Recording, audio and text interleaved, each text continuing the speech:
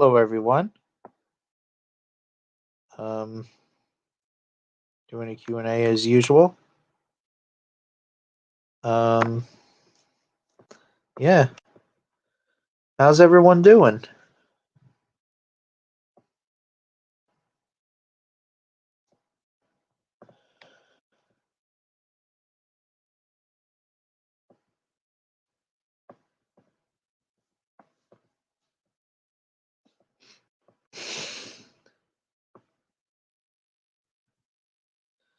Because I can't wait for Thanksgiving, which is going to be a couple of days from now.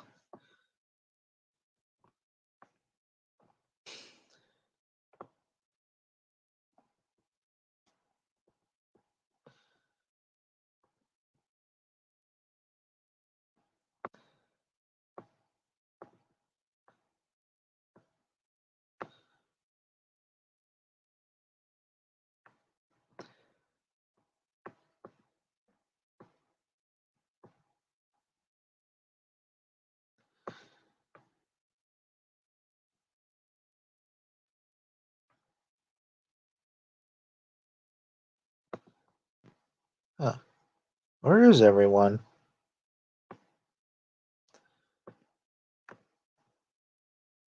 Do you guys hear me?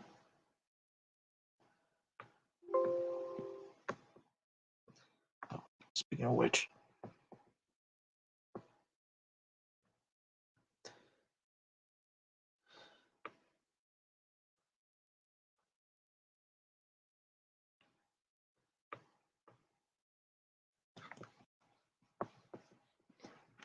Um,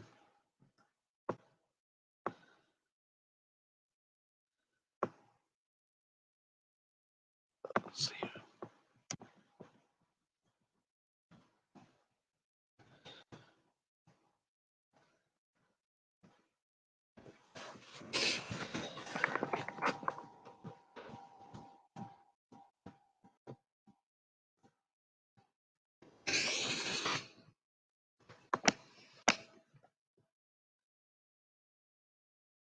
Oh,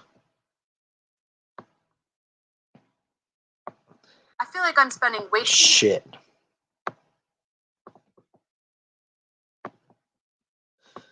Hey, Jurassic Floyd. much time dealing with other people's problems. How do I set boundaries?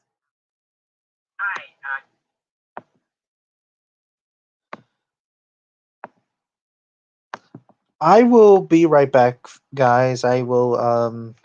I'm gonna watch Atheist Junior's YouTube channel for a second.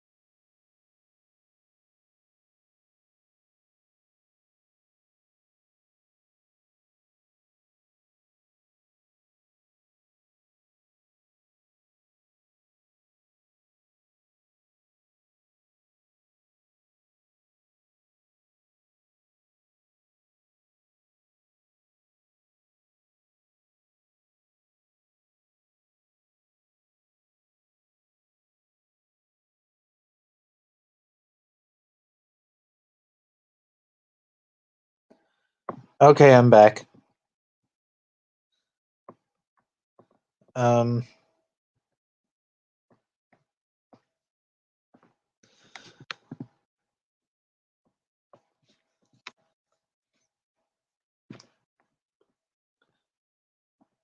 so what's up, Jurassic Floyd? How you been?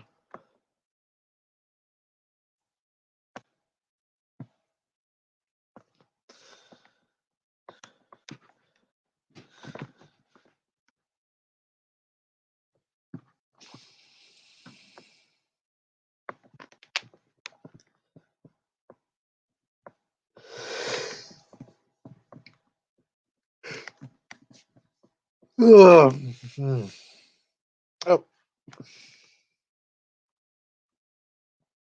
yeah, I was just watching AJ slash Atheist Junior's YouTube channel. I'm doing good.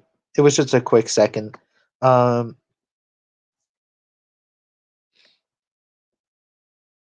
anyways, how you been? I'm also looking for a YouTuber, Xenogod. Oh, Xenogod. Look for him.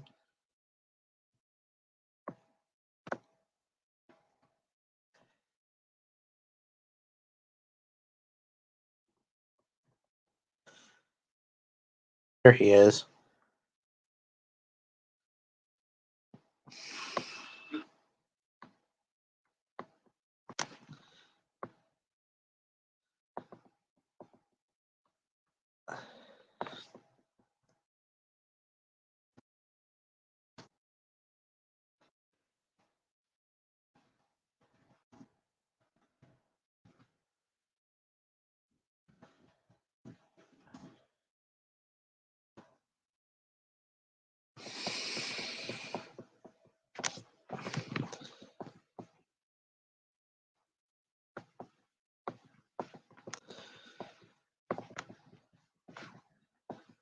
Oh,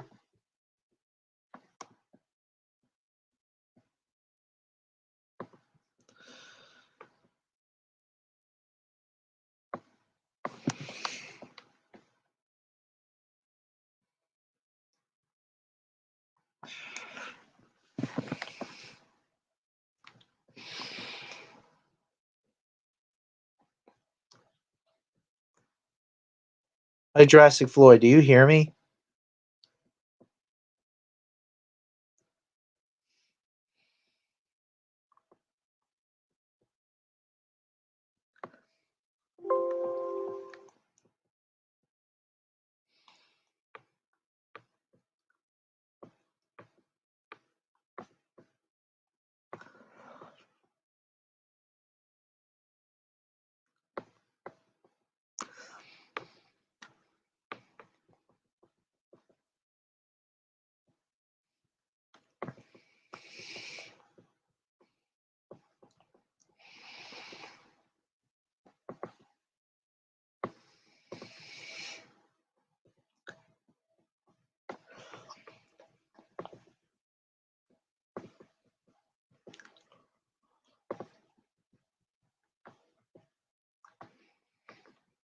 Hmm.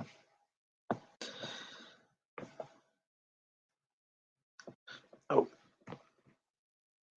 hello, Rex. How you been?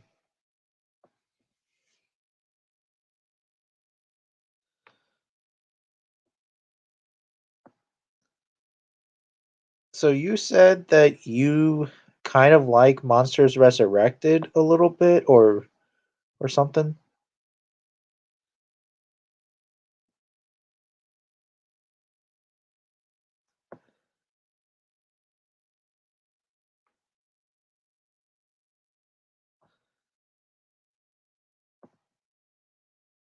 I can't. Oh, I can't pay too much attention because I am cooking dinner. Oh, okay.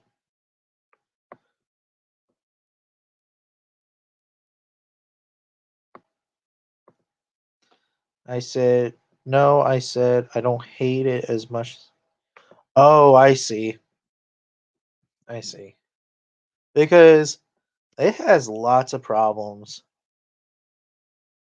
Because, like, I mean, first of all, we now know that Spinosaurus is not 60 feet long.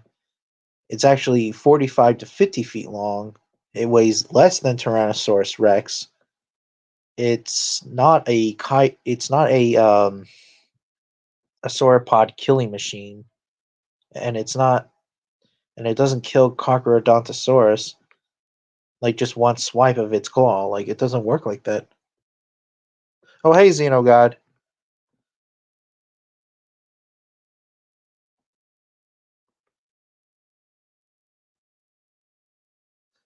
Like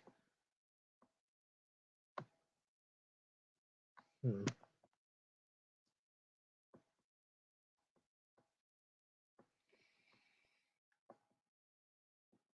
like when it, and also another thing too is that like Rugobs is not 30 feet long. It's way less than that.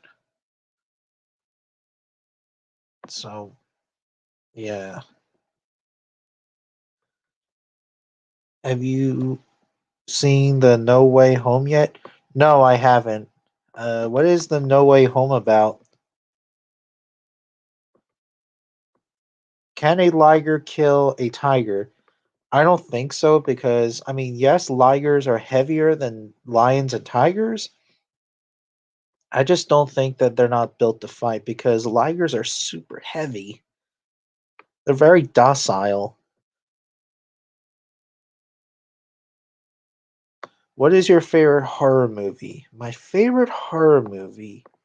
That's a really good question.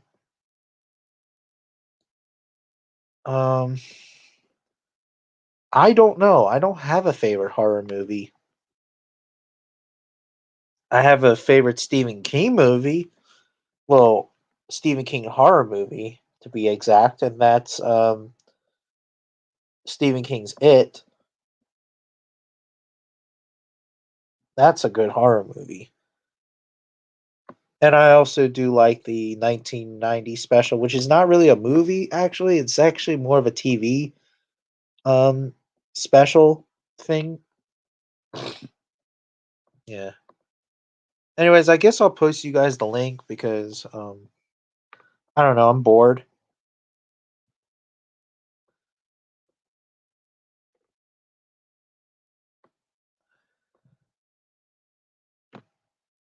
So here it is.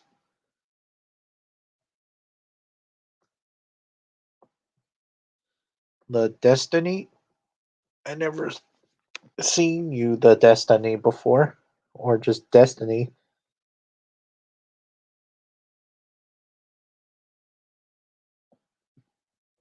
Oh, Jurassic Floyd. Oh, hey Jurassic Floyd. Hey, I hey, like Game how's of it going? Thrones. Good. I like Game of Thrones, but I don't think it counts as a movie. Yeah, I don't think so. I never seen Game of Thrones. Hey Gus, what what a, I mean, what do you like about Godzilla? Hey Tasmanian Tiger. I like the thing I like about Godzilla is that he just I don't know. Hello Rex. To me Godzilla just reminds me of like a an oversized, you know, theropod.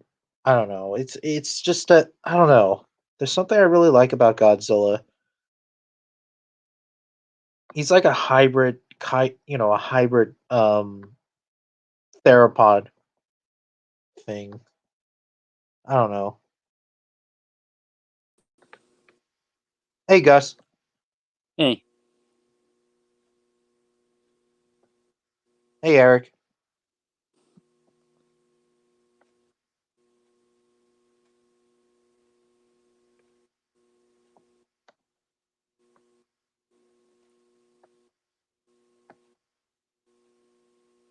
So what are you up to, Gus?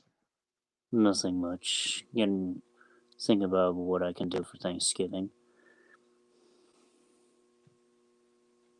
Uh, do you like tiger or crocodile? To be honest, that's a really hard question, but I guess because I've been I don't know. I really don't know. That's a really good question. Um, Tasmanian tiger. Well, do you think Kong can beat Godzilla? Absolutely. I think that Kong from Kong Skull Island is the only Kong, well, is also the Kong that could also beat Godzilla. I mean, well, Zilla. I can't talk because. Oh, sorry about that, Jurassic Floyd.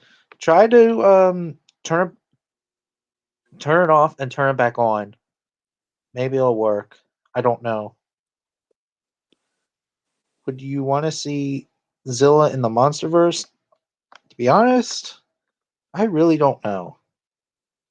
I don't know. Maybe in the Hollow Earth, though, but I don't know. When I was a kid, I mistakenly Godzilla, or it's Godzilla. Yeah, I can see that. How tall was Carnotaurus? I assume in this document that it's 12 feet tall. Carnotaurus was not 12 feet tall. It was probably around, I want to say 8 feet. 8 feet tall. Because it's just way too much. That's like a Tyrannosaurus Rex size Carno. T Rex was like 12 or 13 feet at the hips. Carno was at least 8 or 7 feet. Remember when Godzilla looked like a cat? I don't remember. I guess maybe in the 60s or 70s, but I don't know. I always thought you looked like a bulldog. I kind of don't feel like wait. I kind of don't feel talking in the stream. Oh, okay. Yeah, 7 feet tall is probably the correct height of Carnotaurus. So yeah. Oh, great. You're an Earth creationist. I'm like,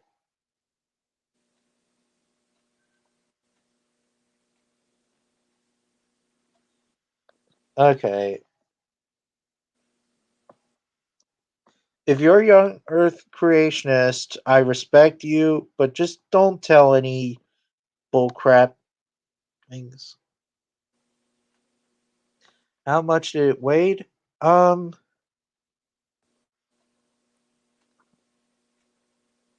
Oh, so many questions. Um. That was Godzilla versus Biollante. Oh. Oh. Yeah, I think so. Yeah. Okay. There's around 6.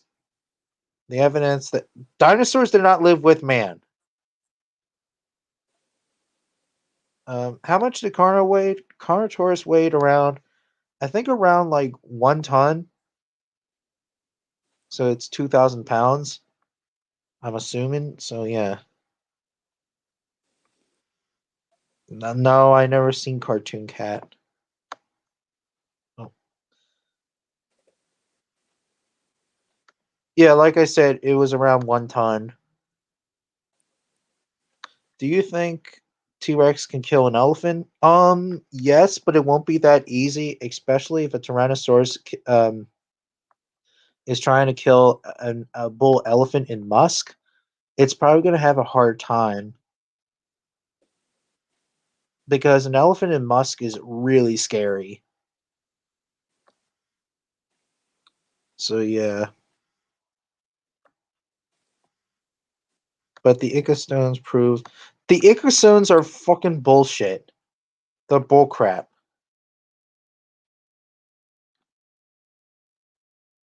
Someone probably must have carved them. Dinosaurs never lived with man and never happened.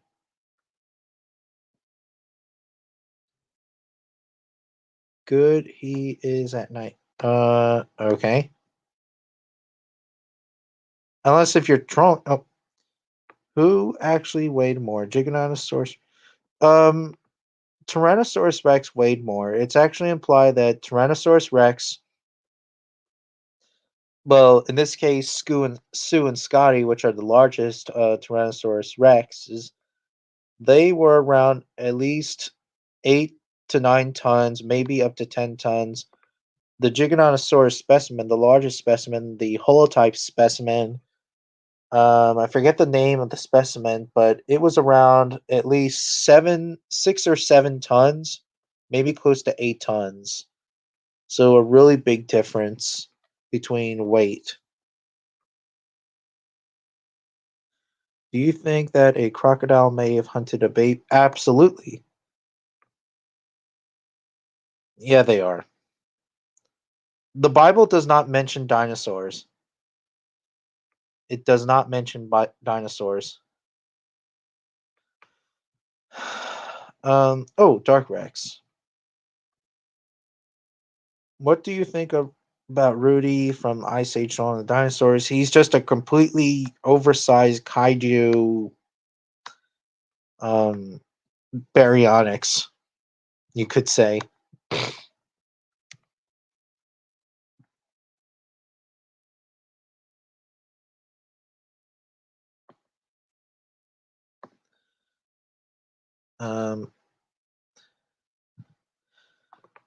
Yes, they ran. No, that's bullcrap. Get off my channel. Get off my goddamn channel. Well, I just put you in timeout because you don't know what you're talking about. Can 40 lions kill a T-Rex? I don't know. The thing is that probably not, because they wouldn't even risk it. It's like them attacking a male African elephant. There's never been reports on lions attacking bull elephants. Only like perhaps female elephants and calves and larger calves, but Tyrannosaurus Rex was close to the size of an elephant, of a male African elephant to be exact. So to be honest, even 40 lions would not mess around with a Tyrannosaurus. I heard that tiger before, but I just forget. It went extinct, I heard, hundreds of years ago.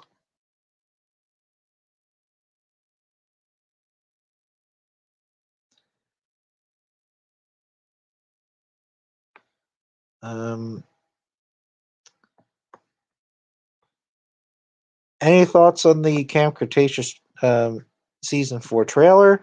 To be honest, I don't know. Like I said, I haven't watched season 3 yet. I probably never will. I don't know. But I can't wait for, well, the Spinosaurus is in it, so I hope there'll be a Tyrannosaurus versus Spinosaurus fight. That's for sure. What's going on right now? I just... Oh! Hello, Isaiah.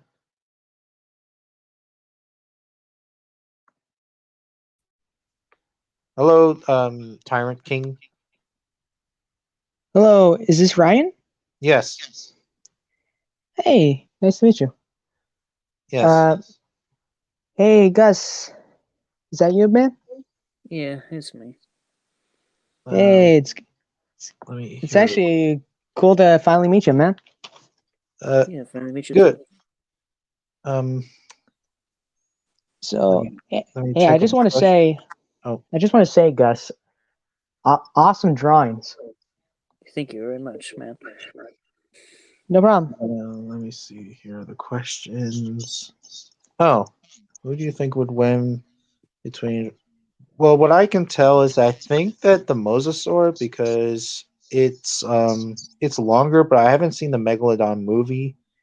Well, so the Meg in that film was actually 75 feet long. Yeah, but the Mosasaur in Fallen Kingdom, was about like around 80 feet. Yeah, so that's a big difference. And and the Jurassic World Mosasaur has a lot of armor, plating. Yeah, strong, thick osteoderms.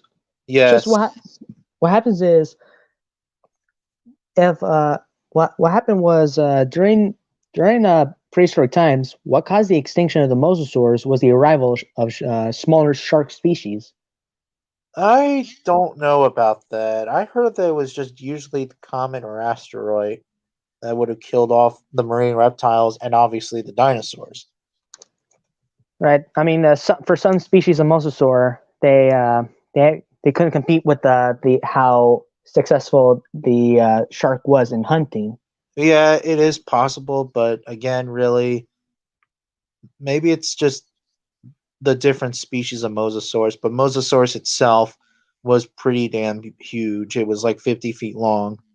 Well, that's what we saw in the movie. It's a lot smaller in real life. In real life, it's just the length of a school bus. Yeah, 45 to 50 feet long. Let me see the question. So Can a what? cave lion kill a tiger? A cave lion would easily kill a tiger. Well, yeah, you got to know the size difference in jaw strength power. Yeah. There's actually been a shit ton of YouTube on Christians against dinosaurs. I don't have problems with Christians. These people, yeah, they are. They're just a waste of time. Earth creationists like Kent and all the rest of them. They're just a waste of time. Actually, dude, I'm a Christian, and Yeah, but you're not an Earth creationist. well, I do believe that God did made the earth, but not the way that you Yes, think. yes. The way he does it, mean- like through his mind, like we saw, like how the earth is formed and all that. Yeah, but I mean, Earth creationists think that dinosaurs and man coexisted. That is not true because there are millions of years apart from each other. I strongly agree with that. Yeah, that's that. You're not those kind of people. Right. Yeah, But to come to Yeah. think of it, if humans did live with dinosaurs, we wouldn't be, like picked off. We actually, that's why we had the advanced brains. We actually can learn how to take down these kind of animals, yeah. But then again, even with traps and all that. then again, it's really like the dinosaurs wouldn't even adapt today. Like non-avian dinosaurs would not adapt today because mammals would outcompete them. True. Yeah. So Um, so Tyrannosaurus, for me as a Christian, your question's totally fine. I'm not, those people that you might picture as crazy and always mean. No, I actually have best friends that that really don't believe in what I believe in, but Yeah. they're my very best friends. Yeah. Yeah, I should see that movie, The Meg. Yeah, it's pretty good. It's just that I'm not really okay. I kind of like sharks. It's just I just don't have the time. But then again, I mean, it's just a movie. I mean, It's just I just wasn't so interested in sharks. I mean, everyone's different. Oh, Jesus right. Christ. I'm just like, oh, okay, get the fuck out of my freaking channel. God damn you. Gee, good lord, man. Yeah. Oh, did you do that video with Gus the Pro-Ceraptor? I mean, not Gus, Delta the Velociraptor. With Tarzan. Does this answer your question? Oh, Yeah, you did that. You did that. Yeah. Because you said your voice sounds familiar. Yep, that's me. Oh, holy crap! Nice to meet you. Yeah, No, me and Delta did a review on yeah, on Walking with Beast, wasn't it? Or Prehistoric Predators. Predators. oh, that's it. Yeah, the I used to watch. I used to watch that. Which one? Prehistoric Predators or Walking with Beasts? Or both? Well, both. Okay. But I do know Walking with Beast was no. I mean, the other one that you mentioned. I did remember them talking about the hell hog. Yeah, even though it's not technically a pig anymore, and I forgot to mention that in my video, it's actually more closely related to hippos than the pigs. However, Well, I mean, pigs and hippos are still in that group, but we now know that entelodonts they're just more related to hippos than the pigs.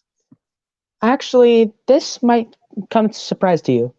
Hippos are not really related to pigs at all. They might look similar, but they're not. Yeah, but they're If you not. look, Yeah, but if they're you look, not in the category what is called as Dactyls or something. I gotta look that up. right. As a matter of fact, they're more closely related to, wait for it, whales. Yes, that's correct. Entelodonts and pigs are also in the group category, but I gotta look it up where entelodonts and hippos. Quick question, guys. Are you guys familiar with Ultraman? Yeah, I got them out. No, I'm not. I mean, I do know Ultraman. I just don't know too much about him. Yeah, yeah. Rex says no problem. All right. You're cool, Rex. Yeah, you are cool.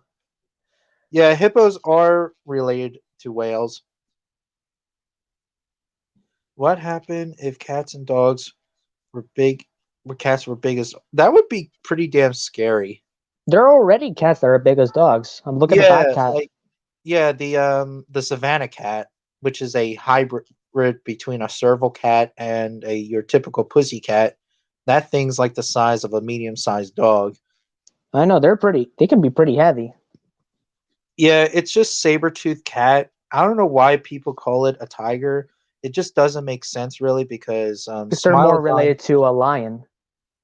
they're not really saber-tooths are not related to lions or tigers. They're just in their group called Machirodonts. However, they're both cats, but they're just both in Machirodonta. You know how we have two types of cats, Panthera cats and Felix?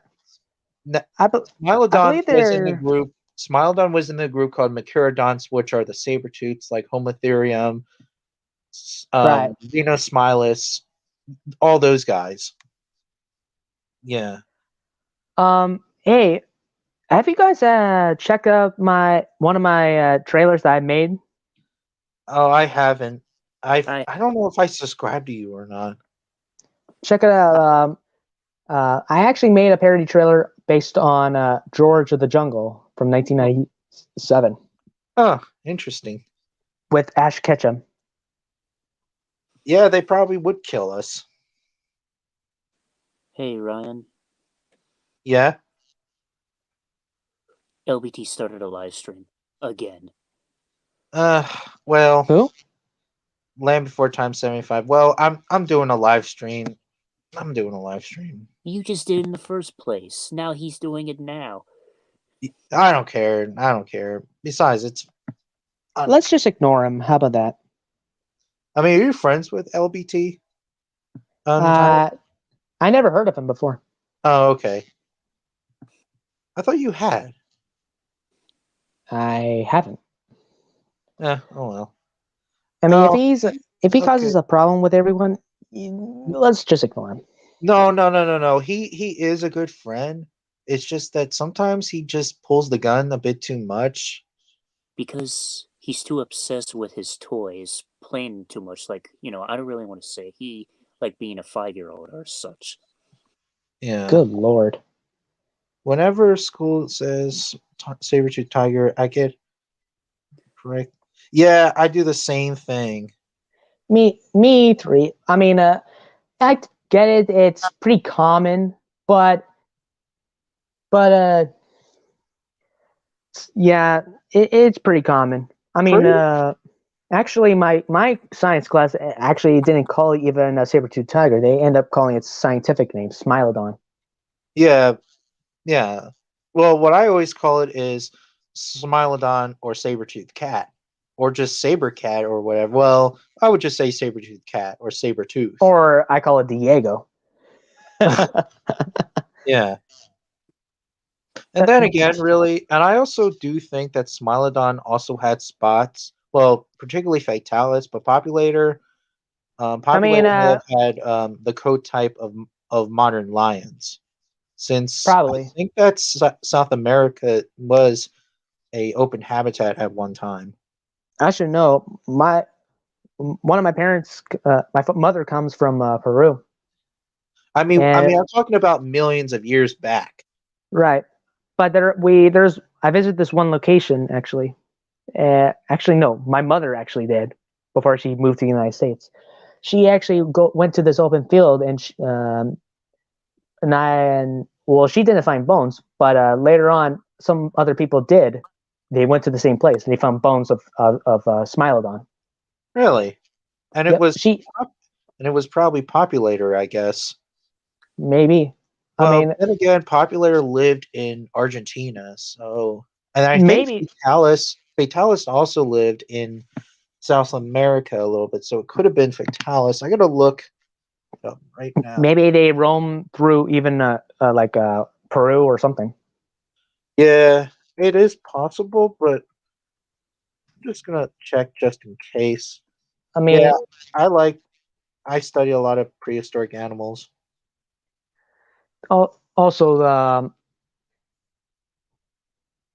also try to check out my channel on that trailer. The character I choose for George is Ash Ketchum. And you'll see why. What is the one anime character that I know that always is too clumsy and always hits himself on objects? I'm sorry, what? I mean, I came up with the idea of Ash being George because what is the one anime character that I know that always rams into something by accident and gets knocked out? Ash Ketchum. That's right. I used to watch Pokemon, but not as much as. Well, then again, it's been quite a while. Can this live stream also show videos? No, I don't know how, and I don't feel like it. No offense. That's okay. Okay. I mean so yeah, Delta pretty much helped me out with the material. Yeah. As I put in the video, an association with Delta the Velociraptor. Yeah. Oh, it says that it lived in Brazil. Populator lived in Brazil. Uh, Yeah, it lived in Brazil, Argentina. I know that. So I think maybe Peru. I don't know. so Gus, did I tell you that I also made a second parody trailer? No. I made this one based on Man of Steel. I never saw Man of Steel. Okay, I'll be right back, Tasmanian Tiger. Of all of the movies, which one is your favorite? My favorite is the first one. The first one has always been my favorite. I agree, but the one I have a very special heart for is gotta be The Lost World. It has more dinosaur action in this. Yeah. It's more wild.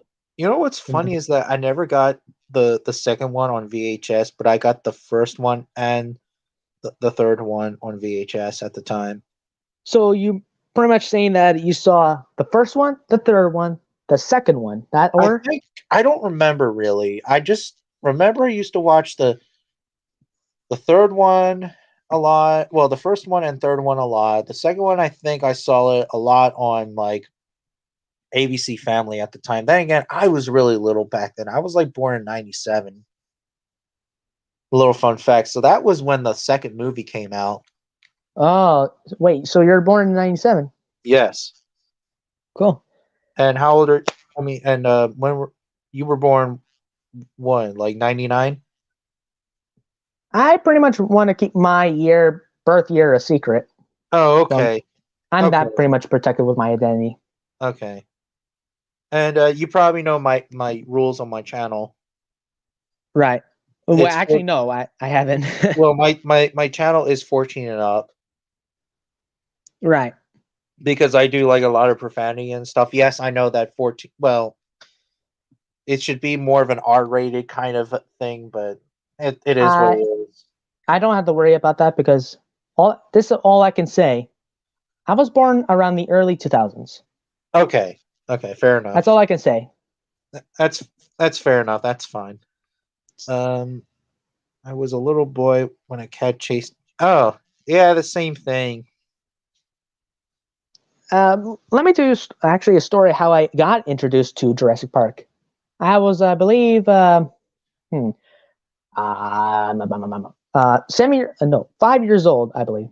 No, actually, I think it was 6. I don't know. Oh, around those age. I went to my local supermarket drift stores where they sell used stuff, and I went to the video aisle to find any more dinosaur documentaries, and I come across a black VHS tape that says Jurassic Park. So I want this one. I want this one to my parents. So my mom was a little concerned, but my father said, it'll be all right. I watched the film. I loved it. My mom still didn't like it that I was watching this movie at a young age. Later on, my second Jurassic film I saw was the third movie, actually. But I saw just a quick glimpse of it on a Telemundo, like a Spanish channel when the audio was on Spanish. Years later, many years later, around I believe 2012, that's when I was introduced to the second film, The Lost World, on the Sci-Fi Channel. Wow. It was also the time I got my first ever video game console. Wow, that's crazy. Yeah. No, I think it was 2011 I got my first video game console, the DSi. For me, I think the way how I was introduced to Jurassic Park and just dinosaurs in general was okay. It was actually my cousin's house, and it was like Land Before Time. They used to collect the Land Before Time movies from the 90s. And Jeez, I don't know how many there are. Are they still making them?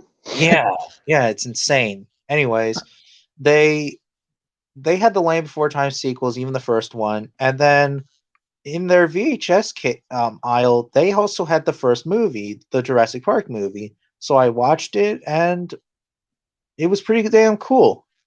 And I think I remember that my cousins wouldn't let me watch it because it was so scary or something. But no, it wasn't that scary. Right. And besides, it was I wasn't even demonetized it because I was so interested in dinosaurs. And then much Right. later on, I was also into like Walking with Dinosaurs and When Dinosaurs Were in America, etc. And I can't believe I still remember this to this day, but that's how I got really into dinosaurs. It was Land Before Time, Jurassic Park, Walking with Dinosaurs, and When Dinosaurs Were in America. Well, actually, what got me into dinosaurs from the very first place was actually, I believe, when I was very young, was when my parents introduced me to the Disney movie Dinosaur.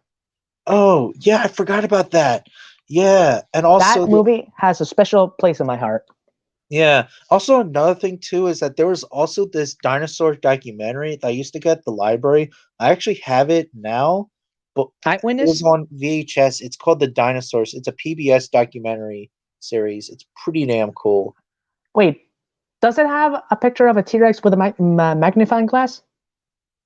No, I don't. Oh, Not the okay. one I know of. But it's a 91 documentary on PBS, and it's a pretty good show.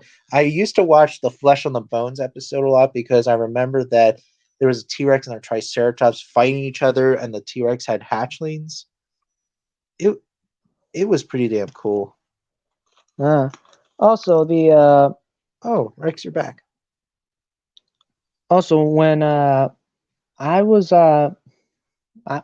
hearing that no, actually, I was hoping that they could make a fourth Jurassic Park movie, and I've been waiting years and years later. Then I was starting to lose hope, like to the point I just gave up hope that there was going to be a fourth one until when I was about to go on my borrow my parents' laptop to go on YouTube, watch some videos. Something popped up, and it was Jurassic World. Yeah. My hypes were way up again. Yeah. Oh, man. It was years and years. I think that in 2009 they were supposed to do a Jurassic Park movie, I believe, or it was 2010. I think it was used to be called. Well, at the time, I think it was called Jurassic Park: The Extinction or something. I believe so. Yeah, But and then it the had like some pictures of like humanoid dinos, and I'm right, glad that they got rid of that. It was I so know fun. that way it looks more alien than Jurassic Park. Yeah, But that human hybrid thing was still kept from Universal Studios Orlando during the Halloween Fest in 2001. interesting. I didn't know Oh that. yeah, it was so disturbing. You have a scientist guy who's actually has makeup, and one side of him is normal and the other is half Dilophosaurus. He's screaming in pain, saying, "Kill me!" Then you go deep inside this path. You see what was the old animatronic Triceratops from the meet and greet. The human hybrids were attacking it, and then you see the scientists that created them was being lynched by the dinosaur hybrids. And you go deeper and you find the severed head of the Triceratops with the spinal cord still attached. Oh yeah, yeah, yeah. I heard in a video about that. There was a YouTube video about it. Yeah, Sheesh. I guess they couldn't keep that long. It was a little too disturbing. yeah. I'm not really a fan of dinosaur hybrids either. Me Um, either. It's way too weird. yeah. What are your top favorite dinosaurs? Well, okay, my number one favorite is of course Tyrannosaurus Rex. Same here. But My number two favorite is my number two favorite. That's a really hard question. If we're talking about theropods, it's Albertosaurus, and then Allosaurus, and then um, Dryptosaurus, and then after that, it would be Carcharodontosaurus. But that's just me, though. The reason why, uh, oh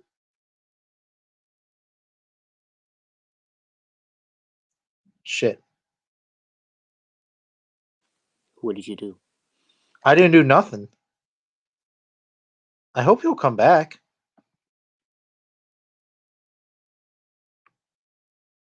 Um,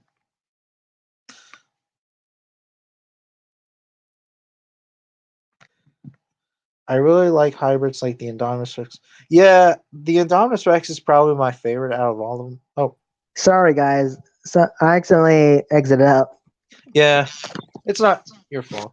Anyways, and then when it comes for um my fifth, yeah, Carcharodontosaurus. What's your favorite tyrant king? Well, I'm gonna go by movie designs. Actually, number Okay. one is got to be the bull Tyrannosaurus Rex from the Lost World. Okay. Two, it's got to be the Disney's dinosaur Carnotaurus. Number three, it's got to be the iguanodon from Disney, both the old idea from the Animal Kingdom and the movie version. Hmm. Number four, it's got to be Chomp the Triceratops from Dinosaur King. Huh. The fifth one is gotta be the Spinosaurus from Jurassic Park 3. Uh. Yeah. Interesting. So, let me ask something to the people in the comments. Okay. Type down your top 10 best kaiju films that you've seen. It can either be from Japan or America. Well, that's hard for me. That's really hard. Like really, really hard. Because I don't have a favorite. You just like them all? Yeah. Monsterverse, etc. Right. I mean, I do like. I might add this movie, even though the genre is more from a TV show, but this is from this is a movie. This was called Ultra Galaxy Legends, the movie. This was released in 2009. Due to the Ultraman franchise, this was like the climax of the series at the time, Ultra Galaxy Mega Monster Battles, where it's no Ultraman saving the day. It's just monsters fighting each other. Who comes up on top? And it turns out the alien human hybrid Ray with his monster Gomera has to help out the 3 remaining Ultramen, which were the fan favorites from the evil Ultraman Belial, which is a totally new villain back then. And he ends up taking what was the lights that keeps the whole planet from freezing since they don't have a sun. Interesting. So he takes the light, but before he takes the light, he actually had to go through a whole army of Ultramen. They don't have weapons at all. They use their fighting styles, their techniques and powers. Sounds like Pacific Rim.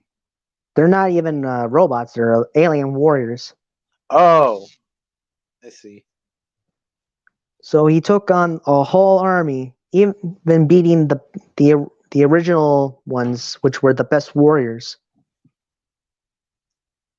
So it's up for the 3 remaining Ultraman, Ray and his Gomera, to fight off Belial and his 100 monster army. Wow. It's pretty cool. You got old school suitmation with much better visuals.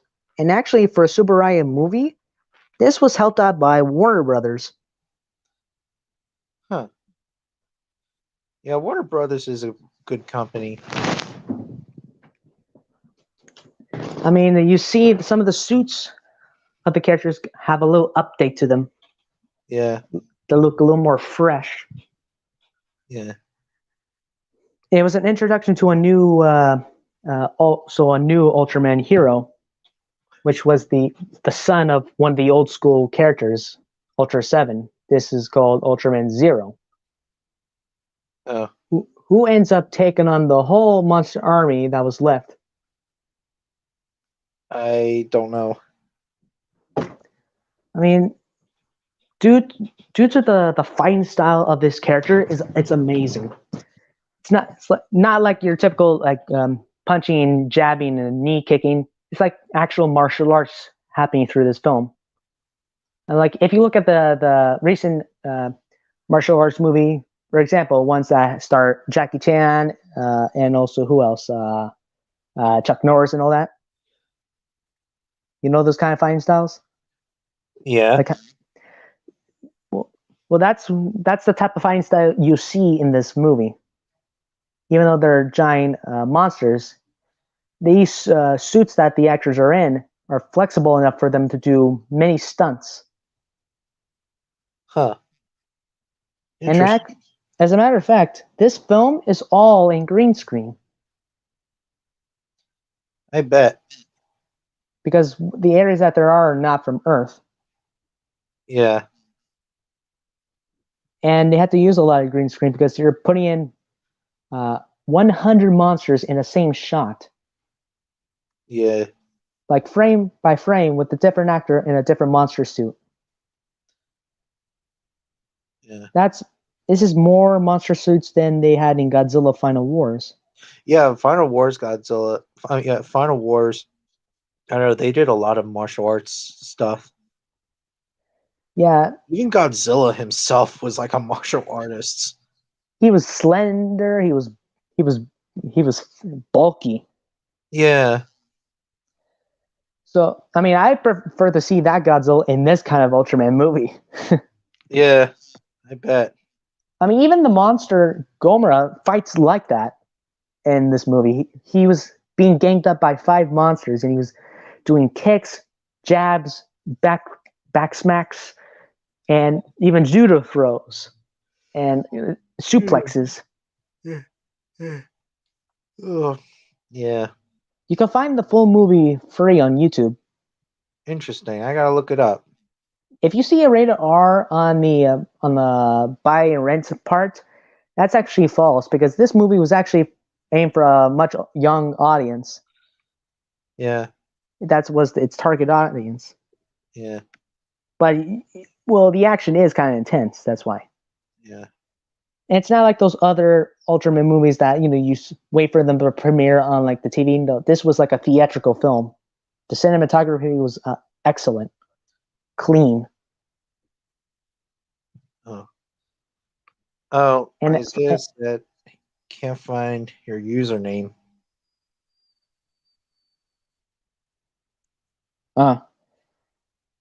Here's an advice, people.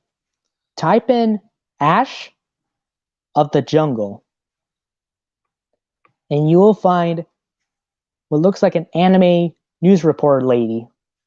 You see the channel name Tyrant King underneath it. I see. Oh, no, yeah, Giganotosaurus and Acro, they're pretty cool as well. As a matter of fact, my first time being introduced to the species Acrocanthosaurus was in the anime Dinosaur King when I was little. The first thing that I got introduced to Acrocanthosaurus was actually a Safari Limited toy, and this toy looked very weird looking. It didn't look like an Acrocanthosaurus at all.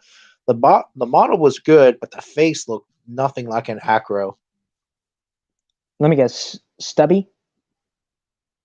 It looked like a Megaraptorin or something. I don't know. Yeah. So also my number 9 favorite kaiju film has got to go to Rampage. Oh, I haven't seen that. Please do not give spoilers. I gotta get it on Blu-ray. You got HBO Max? No, I don't. Damn. But it is what it is. I'll get it on Blu-ray. I'm a Blu-ray collector, Right. and a VHS and DVD collector as well. Cool. Yeah.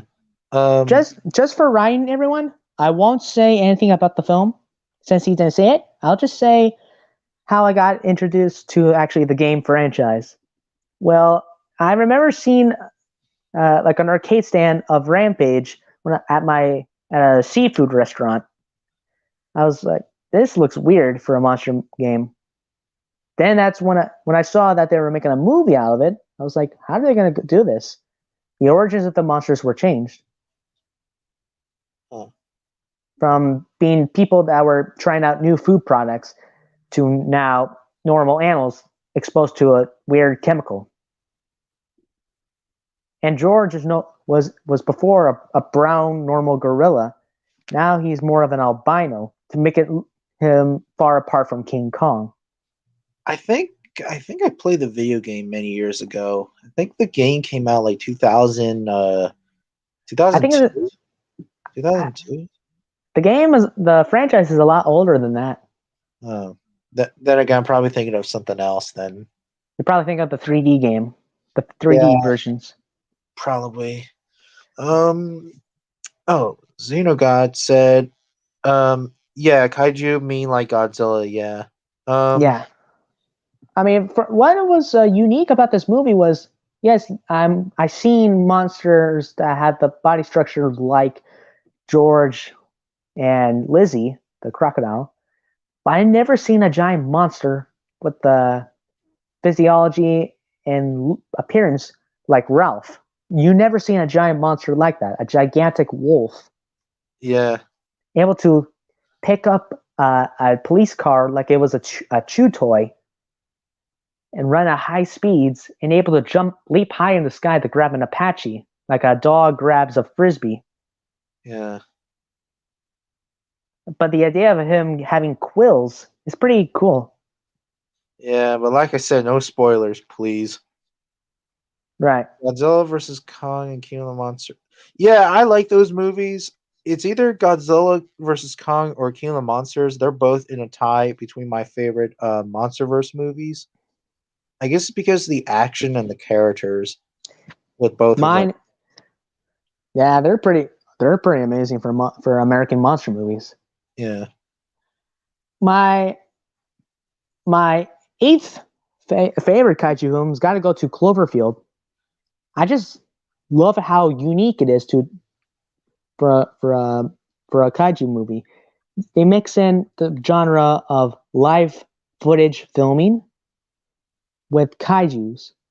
I mean, live footage films were always like portray like demons, ghost activities, or criminal activity movies, but we never seen seen the perspective of a person during a kaiju attack. Yeah. And just like how Godzilla was inspired by the atomic bombs from Japan during World War II, as a matter of fact, Cloverfield was actually inspired by the 9/11 event. I think now you mention it, kind of makes sense. And I haven't seen Clover either. It's I'm not with just you, Rex. it's not just that; it's how it even looks. The people running from a big dust cloud. When I look at footage of 9/11, it's identical. Like it's like you're seeing they're being under attack, and wow, and you're usually a lot of footage of 9/11 were videotaped by people on the ground. Huh. And due to the shock and horror that you see from Cloverfield, is identical to the shock and horror to the people in New York City during the event. Yeah. So, like Godzilla was inspired by a big tragedy back then, same thing for Cloverfield. Huh. Very interesting. Oh yeah, because like I said, the plane event happened out of nowhere. It just happened all of a sudden. And just same thing with the monster attack. It just happened all of a sudden. Yeah. What is the biggest? I mean, what's bigger than Argentinosaurus? To be honest, that's a really good question because, well, Godzilla, obviously, but in terms of like real dinosaurs, that's a really good question because it's I going actually back. already know. Really? There is a species of dinosaur. I forgot how its name. It starts with an A, and it doesn't have the part saurus in it. But the length was up to 60 meters long. You said it starts with an A or a D? A, as Oh, an an alligator. A. Oh, I. Man, because I know I heard that people think that Dreadnoughtus could be the largest land animal, but I don't know about that either. Again, really, it's hard to say really because sauropods are really hard to study in terms of size. I'm pretty sure you heard of Dreadnoughtus, Tyrant King, right? Yeah. Yeah. Matter of fact, I actually met the person who actually found the animal. His name is Dr. Kenneth Lacavera. No. Yeah, No, he you works. didn't. No, I'm serious. I did. He works at the Rowan Fossil Park, and it lives like 5 minutes where I'm from. He's also a professor at Rowan State Wait, University, what state are you in? New Jersey. Oh, Yeah, Dr. Kenneth Lacavera actually found Dreadnoughtus in Argentina, Patagonia, huh. I believe. Cool. That's Dreadnoughtus was actually pretty actually awesome. Yeah, Dreadnoughtus was actually found in the late Cretaceous period, while Argentinosaurus lived in the mid Cretaceous. Yeah. Yeah. Man, this dude just won't leave me alone right here. Who knows Jerry Rex over here? Jerry Rex? Yeah, Yeah, JAIREX. I don't know. This dude keeps on telling me Jerry Rex just yelled at me when I was trying to help him. I told him, dude, just leave him alone. Then he told me, dude, I didn't do anything to him except trying and support him and his friends. But he just yelled at me and said that I didn't understand him when really I do. So what can I do to make him see reason? I hope it's still Now, on Netflix. Rex. I just call him Rex, by the way, not Tyrannosaurus Rex, So, just to get all confused. right. So I just tell them, just leave him alone. Huh. Even if you didn't do anything, just leave him alone. You don't know what ticks him off, just better off not continuing with him. But it looks like this dude didn't get the message. He says, dude, what the hell is wrong with you? You're not making me feel better, man. I won't say his name. I'm not that kind of person. I will not expose your name. But if you're watching the stream, please, enough. I think you were mentioning this name, Titan. Never heard of this animal. Obviously, it lived in Australia. I think I heard the name of it. This animal, it lived with Australornithinator, I believe, which is the theropod in Australia, obviously. Ah, I actually haven't heard of that yet. Yeah. Oh, I actually had problems with this YouTuber, who I'm going to mention. Well, even I don't care. His name You is know what? Jurassic Bob.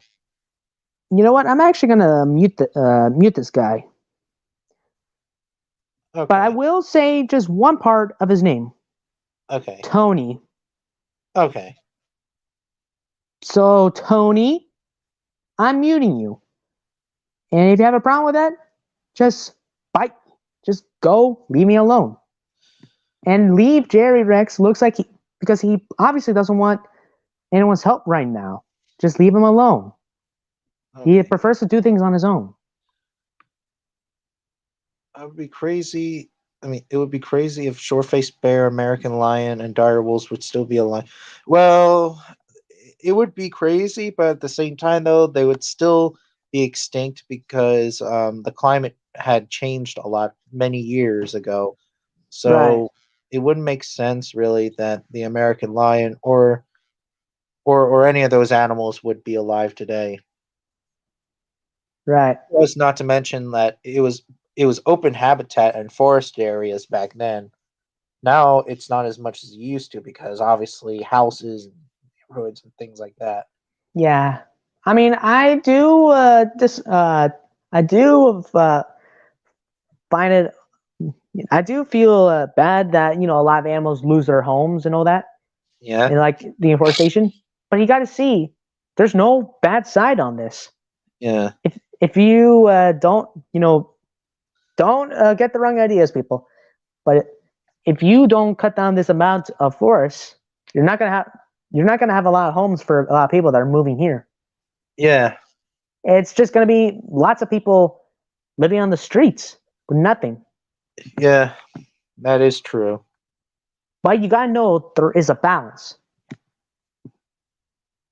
Yeah, And besides, all those people doing the lumbering and all that, like cutting down the trees, even if they're doing it illegally in the Amazon, you gotta yeah, know what are those people doing.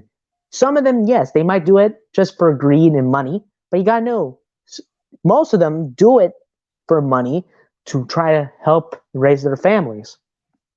that is true. So I guess it could go either way. Yeah, it could go the other way. There's the middle. Yeah. I also like Anyway, in some documentaries, in some Pleistocene documentaries, people say that man is responsible for wiping out the Ice Age animals. I doubt it because how could a single species wipe out every single animal from the brink of extinction? It doesn't work like that. So it was climate change that was really the cause of the extinction of the megafauna. and right, and also arrival of actually new species actually, and they couldn't compete well of how successful the new animals are. Well, some from that were from the past still are around today. Yeah, but some of the animals, the some of the present day animals were around during the Pleistocene at the time, like the bison. That's right. The grizzly was also there at the time. Wolves were there, Right. but The as a matter of fact, the dire wolf is not really related to the wolves at all. It's more related to the coyote. I heard of. Well, Yeah, but I think I heard that it was more related to foxes, jackals, and Indian wild dog slash dole. Actually, I actually made that in that video with Delta. Ah, Obviously, you cool. probably saw that. Yeah. So, oh yeah, I just realized I haven't finished my top 10, but let's forget it. Yeah. Oh, yeah. Oh, yeah. I remember Jurassic Bob.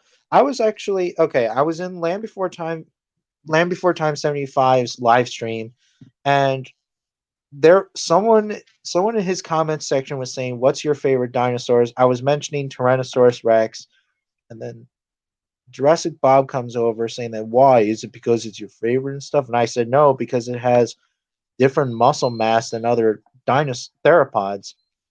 And then he called me fanboy and stuff, and he said that well, Carcharodontosaurus could destroy T Rex, and I we mean, went back yeah, and forth. if it has the advantage. I mean, you got teeth that are like sharks, and that's enough to make you bleed a lot. And the Yeah, other side has jaw-crushing bones that can snap the spine.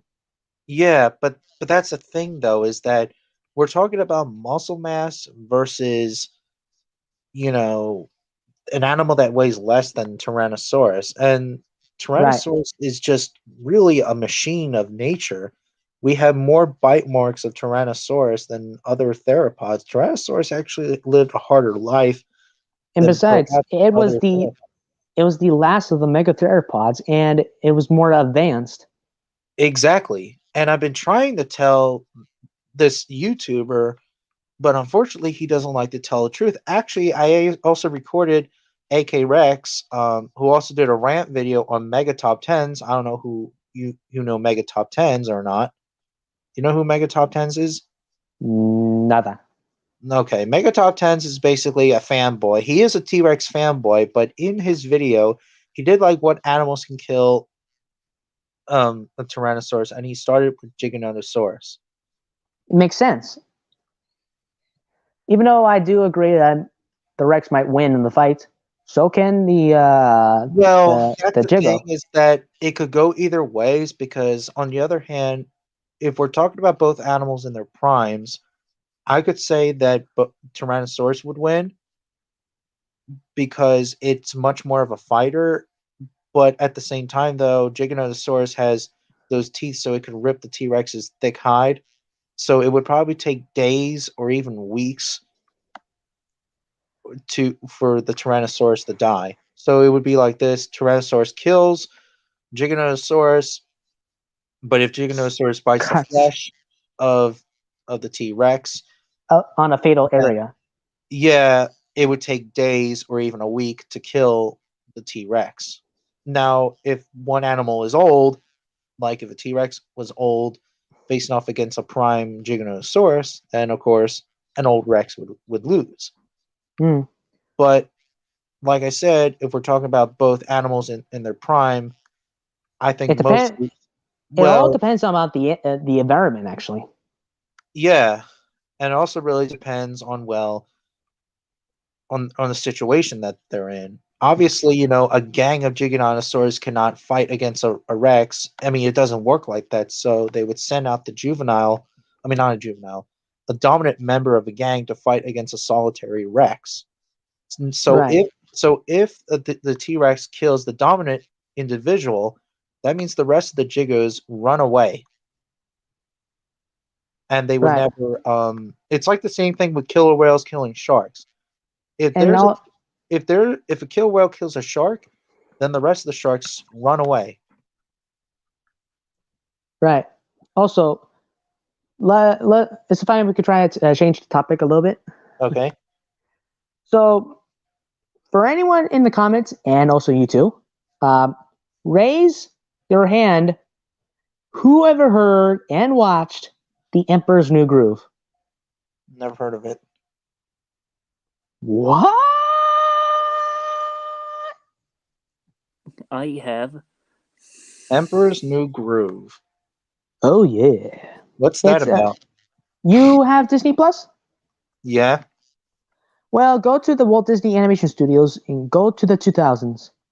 you'll see like a funny looking guy, which looks like something from like South American Incas. Basically, this is what if a body comedy was turned into a cartoon. Interesting. So basically, here's the story. A young, selfish emperor named Cusco, which is actually named after a place in Peru, is always cares about nothing but himself. And despite how the surrounding area is, since it's based on Inca culture, his personality is more like a modern day, troublemaker, like a selfish kid. He's voiced by none other than David Spade. Huh. And so what happens is he ends up firing his royal advisor, Yzma, very old lady, voiced by Eartha Kitt. And her assistant, Kronk, voiced by Patrick Warburton. Oh, interesting. So Cusco ends up meeting this peasant named Pacha, voiced by John Goodman. He called in Pacha, the village leader, that what is it like to live on a mountain? That if it's beautiful when the sun hits it. And he says, that's it. That's all I needed to know. Really? Yeah, I just needed some room for my pool. Your pool? And he shows that he's going to end up tearing the whole village to make room for his entire pool for his birthday gift. So, where will you live? Don't know, don't care. How's that? So, we cut away to Yzma smashing Cusco's stone heads as her stress relief. Is it fine if I got mimic some of the lines? I'm sorry, what? Is it fine if I can mimic some lines? Okay. Oh, My Yzma might be a little raspy, people.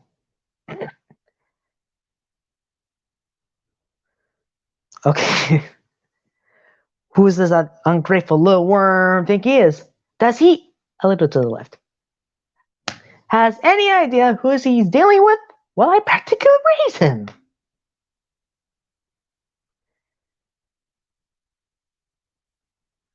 And whoever heard of the pull the lever, Kronk, wrong lever meme, this is the movie it came from.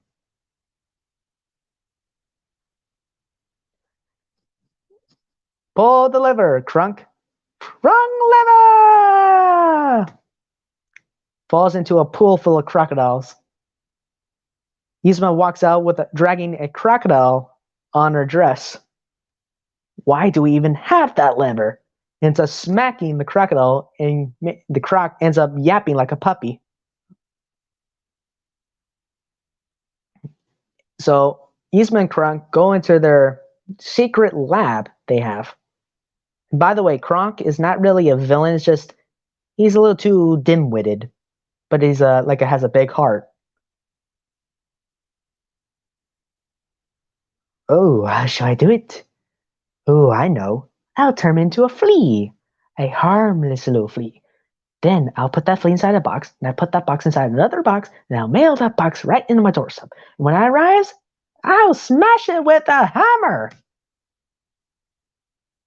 It's brilliant, brilliant, brilliant, I tell you. Genius, I say. She ends up knocking over a vial full of poisonous liquid, which ends up killing her flower. Or to save on postage, I'll just poison him with this. So hours later, they set up a dinner with Cusco in order to murder him, in order for Yzma to gain the throne for herself. So what happens is Kronk puts the poison inside one of the wine drinks for Cusco That's when you realize his spinach puffs were burning in the oven. Minutes later, he comes back with the spinach puffs. Then he remembers to give the drink to Cusco, but forgot which one has the poison. So he ends up pouring all the liquid inside a vase and does it like a champagne style, like shakes it around and pours both of the poisoned water inside the each cup in order for Cusco to drink it. A toast to the emperor. Long live Cusco. Kronk warns her, saying, "Don't." No, this is how you do. Don't drink the word poison. So Yzma and Kronk dump their wine while Cusco finishes his drink. He ends up passing out. As soon as now to get rid of the body. Okay, what were we saying again? We were just rehearsing to you. Cusco's neck extends up and ends up having hooves. And Cusco doesn't even notice. Now his face extends. He turns out to be a llama. So Kronk ends up knocking him out with a plate. What? A llama? He's supposed to be dead! Yeah, weird. Let me see the vial. This isn't poison. This is extract of llama.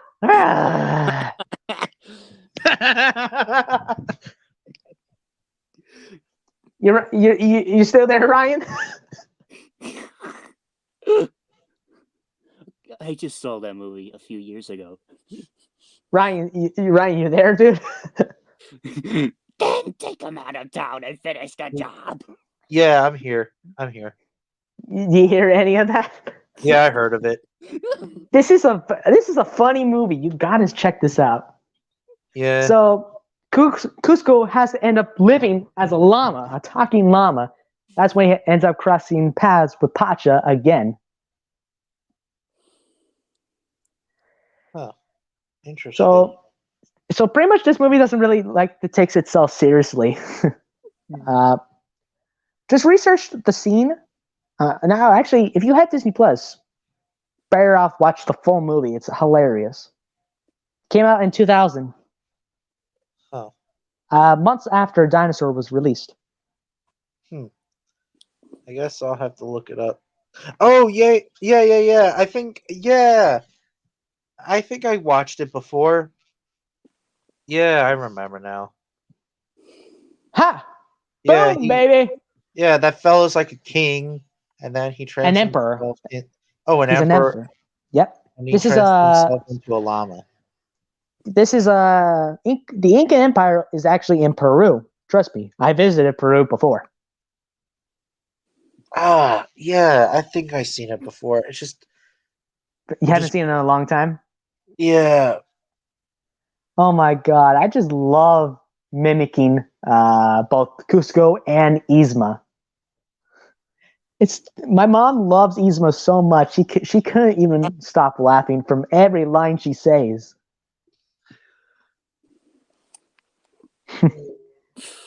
Check this out. Hey man, look at my new dog. Oh yeah, that's pretty cool. Oh, there's no Oh, this. Copyright. I don't want to get copyright. Hold on. Let me bring up let me bring up my other phone to show you guys a video. Yeah, I was talking about mega top tens. Well, mega dinosaurs.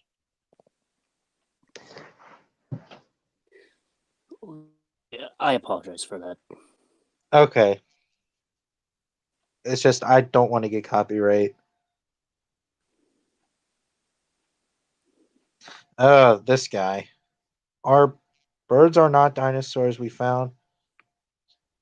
Well, Birds as a matter are of fact- dinosaurs. Birds are dinosaurs. No matter what, birds are dinosaurs.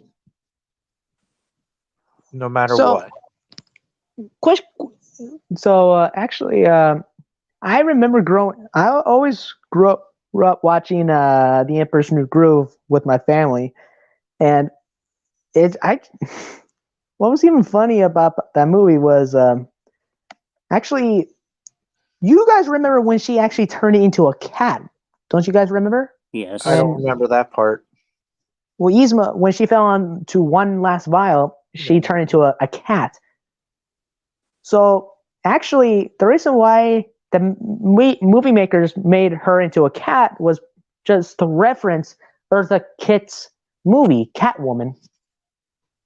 Hmm. She played Catwoman before. Sadly, the actress passed away in 2008. Not only she was an actress, but she was a singer. Ah, damn. She was a very talented African American actress. That sucks. She was old. She was from 1927, but her daughter Oh my god. still tells her story to her grandchildren. I mean, to her own children. But man, she had a beautiful voice for an elderly woman. She does amazing songs. But her performance as Yzma will always be remembered by fans of Disney. Interesting. There's no way dinosaurs had feathers because there's no way T-Rex could fly. No way. Well, hold on, That's so hold on. Un momento.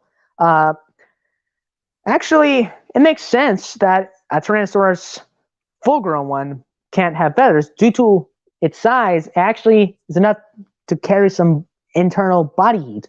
But when it's small, the smaller you are, the more vulnerable you are to temperature. So when Well, you're then- small, you're exposed to lots of cold temperatures. Well, So then that's why again, then again, the Cretaceous period of the Hell Creek Formation, it was more very swampy back then. It was like the Florida Everglades. So, and it doesn't make sense really that it just went feathered to non-feathered. It doesn't work like that. No, So to actually, be honest, they actually describe it. It actually does. It just at a young age, it only well, developed feathers. animals today, I'm talking about like animals today don't Ah. have that. So it doesn't make sense really. Dr. Thomas Carr, who is a Tyrannosaur expert, he actually explained it perfectly on the feathered hypothesis. And I That they- actually agree with I Thomas actu- Carr that as a hatchling, it didn't have feathers, so it had scaly skin. I still believe that it's pretty much the other way around because the smaller you are, the more vulnerable you are to temperature change. And trust me, when you're small, you can easily die from a temperature up in north of right now in Florida, which is very freezing cold. So Well- they need feathers to keep themselves warm. But when they get bigger, Okay, but what about lizards? Tiny lizards, they were small. they're cold blooded. When it gets cold, their body just shuts down, and they just freeze in place to conserve body heat inside. Yeah, but what about mice? Mice are small, and they also live in the Everglades. Mice are mammals. When it gets cold, they make burrows, which it's like a heating chamber. Yeah, but dinosaurs are warm-blooded as well. Right, but due to their large size, they're able to emit body heat. So when they breathe on something like a glass, which actually is proven that they can actually do, you see a mist. Well, I don't know really, because I do listen to Dr. Thomas Carr's debate really, but I mean, the Tyrannosaurus might keep one of those old feathers, which are a little more quilly. yeah, but I don't know. It's just that there's no. I don't Sorry, know. That paper that Thomas Carr even mentioned, like there is no evidence that if it had feathers anymore because there's been skin impressions of Tyrannosaurus did not had feathers after all. Right. That was Thomas Carr. So pretty much its entire life, it just had thick skin. Yeah, it had thick skin, kind of like alligator or elephant-like skin. It felt basically like black licorice, like burnt black licorice. Like, I mean, if you feathered off like a bird, and you see its skin, it doesn't have any feathers now. Pretty much that's what the skin of a theropod might have looked like. But it also, since their size, their skin actually is now more leathery. Yeah, very alligator-like. Some might have osteoderms. With Tyrannosaurus Rex, no. But with other animals like Carnotaurus, yes. But since the osteoderms was much more smaller than we previously thought, it would make sense. Oh. Yeah, but this Earth creationist said that, it could fly. No, can't fly. T-Rex Dude. cannot fly. An Dude, animal that weighs 6 tons, I mean, not 6 tons, but 8 tons cannot fly. Yeah, and besides, We have evidence dude, of penguins. I'm a Christian, and we're not really that dumb. We actually came up with the idea that these animals really can't fly. Yeah. We actually studied the physics of what really happens. Yeah. Charles Darwin, the real clown is Charles Darwin. No, Charles Darwin's not a freaking clown. I actually do agree that we came from apes. And Yeah. well, Yeah, I'm pretty much in between with that. Yeah. Because actually, it's fine if I could bring up just one thing about my belief, but it's also connected with everyone else's. Yeah, it's fine. Well, after God actually made every single species of animal, he first made the apes. And he decided, maybe I could grab these two and end up changing their physiology.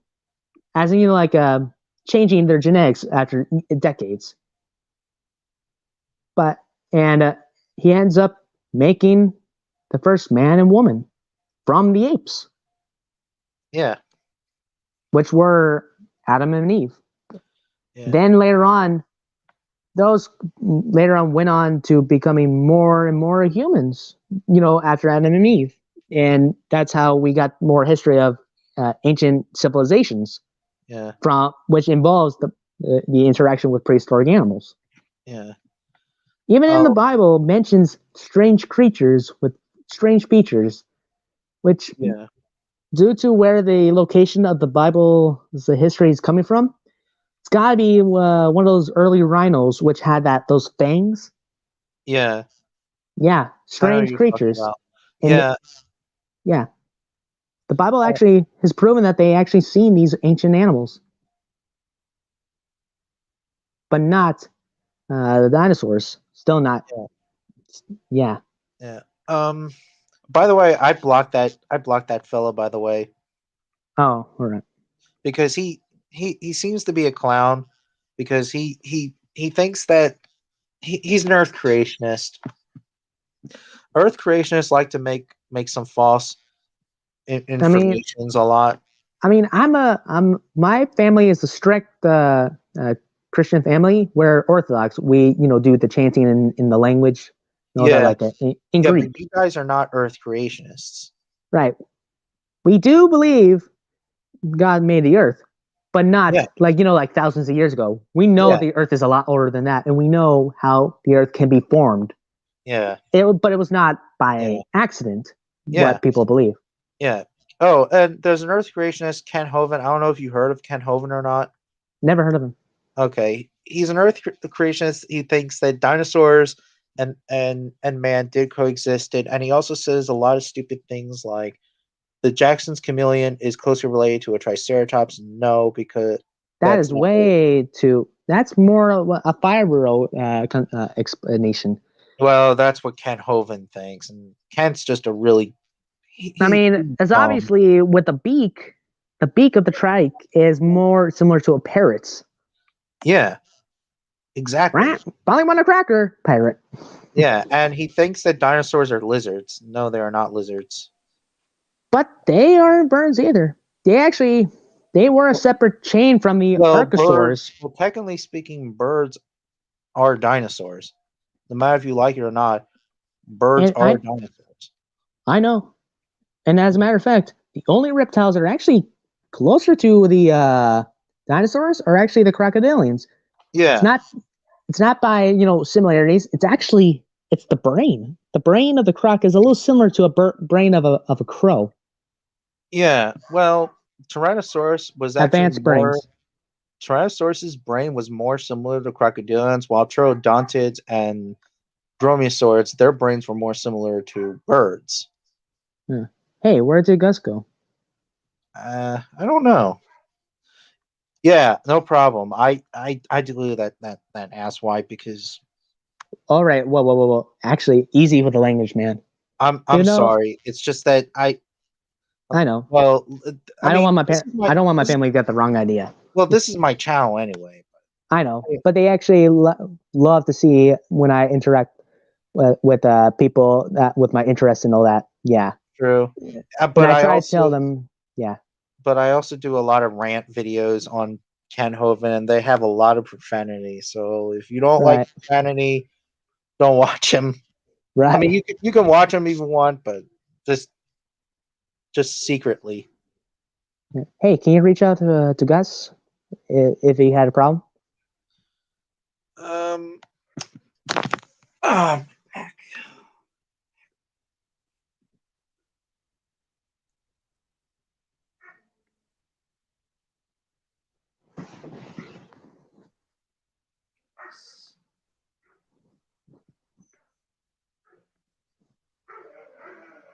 Oh shit. To anyone in the comment section, who actually knows this character? I don't know. Well, you ever heard of Kamen Rider? No. All right. It actually sometimes does have crossovers with Super Sentai, which is the Japanese original to Power Rangers. Just they're more lean onto the comedy.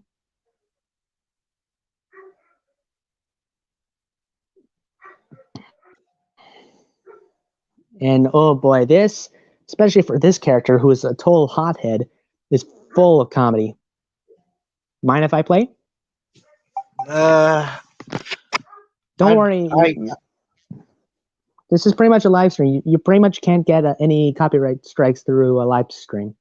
You're pretty much doing. I believed that, but because you're pretty much doing a reaction, they can approve reactions, but not you uploading the same video. I didn't know that. Well, that's far to my knowledge, but oh boy, my camera. Here we go.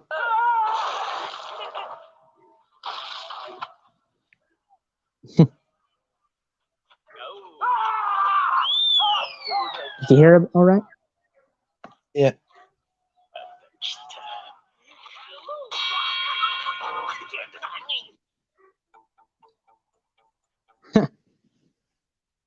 Charlie got a little too cocky.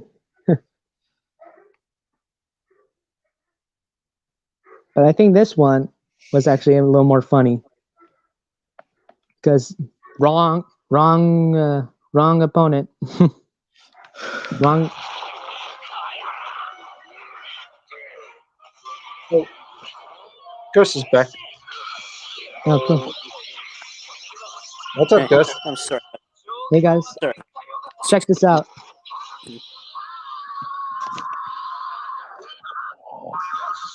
Ouch.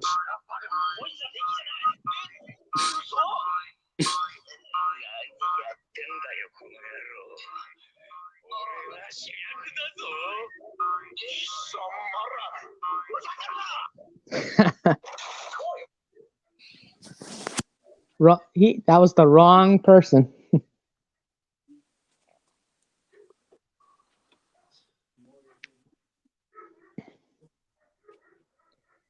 Hey, whoever, you actually seen this animation before?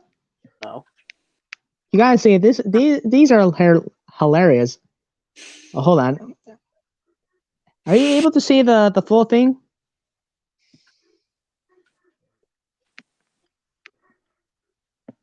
All right, let me see if I could adjust it a little better so everyone could actually see the whole shot.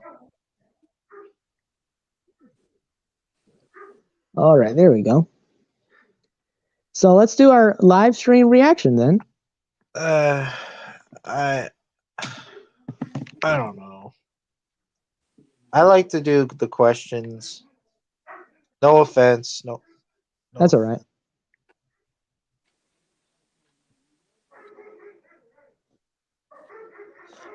Allosaurus did not live in groups and more lived in gangs. Dinosaurs in general don't live in packs because their brains are way too similar to birds and crocodilians. So it would make sense really that it would not live in groups. Right. Also, if Hello. people are trying to figure Hey, out how to dinosaurs. find, oh, hello. Not much. How's everyone else's day going? Good. Hello. I don't think we met before. Oh, I think we have, but we just never got on the right foot because we just never talked to each other. Oh. So wait, where did I actually see? My apologies. I think this was on like 3 live streams ago. I don't know honestly, but I think I met you. We just never got like during never got one of Delta's streams. It wasn't during Delta stream. It was during one of Ryan's. Oh. I'll be right back. I need to close the door. Yeah. Let me guess, dog. Yeah, my dogs are fighting over a toy. Yay. My cats like to fight over everything. Food, places to sleep, who gets gets scratchy cuddles, and all in between. Hey, Tasmanian tiger. Wow. We're just inviting everyone in here. Yeah. What's up, guys? Oh, Alright. sure. Why not? Come on in. Welcome to paradise. Alright, Yeah. so one thing I have to bring up and mention that paleontology is not it's kind of a dying thing. And what I mean by dying is like we don't have a lot of people have a lot of new people that are going into the field. We don't have a lot of newcomers. Yeah, So, like, that's the sad truth. I mean, I was trying to get into a university which could have had classes for paleontology, but due to that kind of lack of interest, there wasn't really a educational group for that. So I could pretty much my dream to become one actually died because now I have to take multiple classes for that when you can learn all of them in paleontology. To be honest, you don't have to go to college to become a paleontologist or anything. Well, I mean, at university, but in order for me to gain access to do it, I see. you Because need to learn word more is than that- just dinosaurs. You need to Well, learn you about have- the geology. Well, you have to Yeah. look at the paper. You have to read papers and stuff, and etc. That's what paleontology is actually all about now. It's not about math as much as they used to. It's just about the papers. Also, the person who was in the live stream comments who mentioned that Allosaurus's bite is at least weaker than lions. That is actually pretty much false. The reason why that's false now is due to the fact that that was originally based off of Big Al skeleton, and due to the fact that Big Al skeleton was the only complete intact skeleton. I mean, we got recent skeletons back then, but Big Al skeleton was actually really intact, so we could study it more. And they began doing tests on the jaw force and bite force and everything, and they calculated that bite was at least weaker than a lion's. That's actually kind of false because recent skeletons have actually given us the truth that Allosaurus didn't have that much weaker bite and could still at least exert enough force to at least damage bone, but not completely crack it like it was like a Tyrannosaur, where it could just bite into something and just break off a chunk. Yeah, true. Hey, Xeno God. Also, for people in the hey Xeno. Anyways, what are you saying? Oh, I was gonna tell to the people in the comments since earlier they said they can't find my channel. Well, this is how you can find my channel. just search for this video. Just right now, type in its title, and type in the comments if you find it, and then save the video and subscribe to the channel if you want to. Kaiju Forest Prime opening. All right, there you go. All right. Yeah, and if Oh. you guys follow Delta, it's going to be a year since we made since he made Kaiju Formers, the trailer. So I decided, since I'm able to do CapCut, I made a clip of the film. What's up, Xenogod?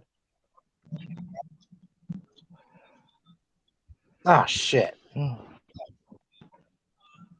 Language. Never mind. So, hey, Ryan. Does anyone in the comments say they have it? The video? No. Oh, so I mean, I'm by the showing way, everyone right now.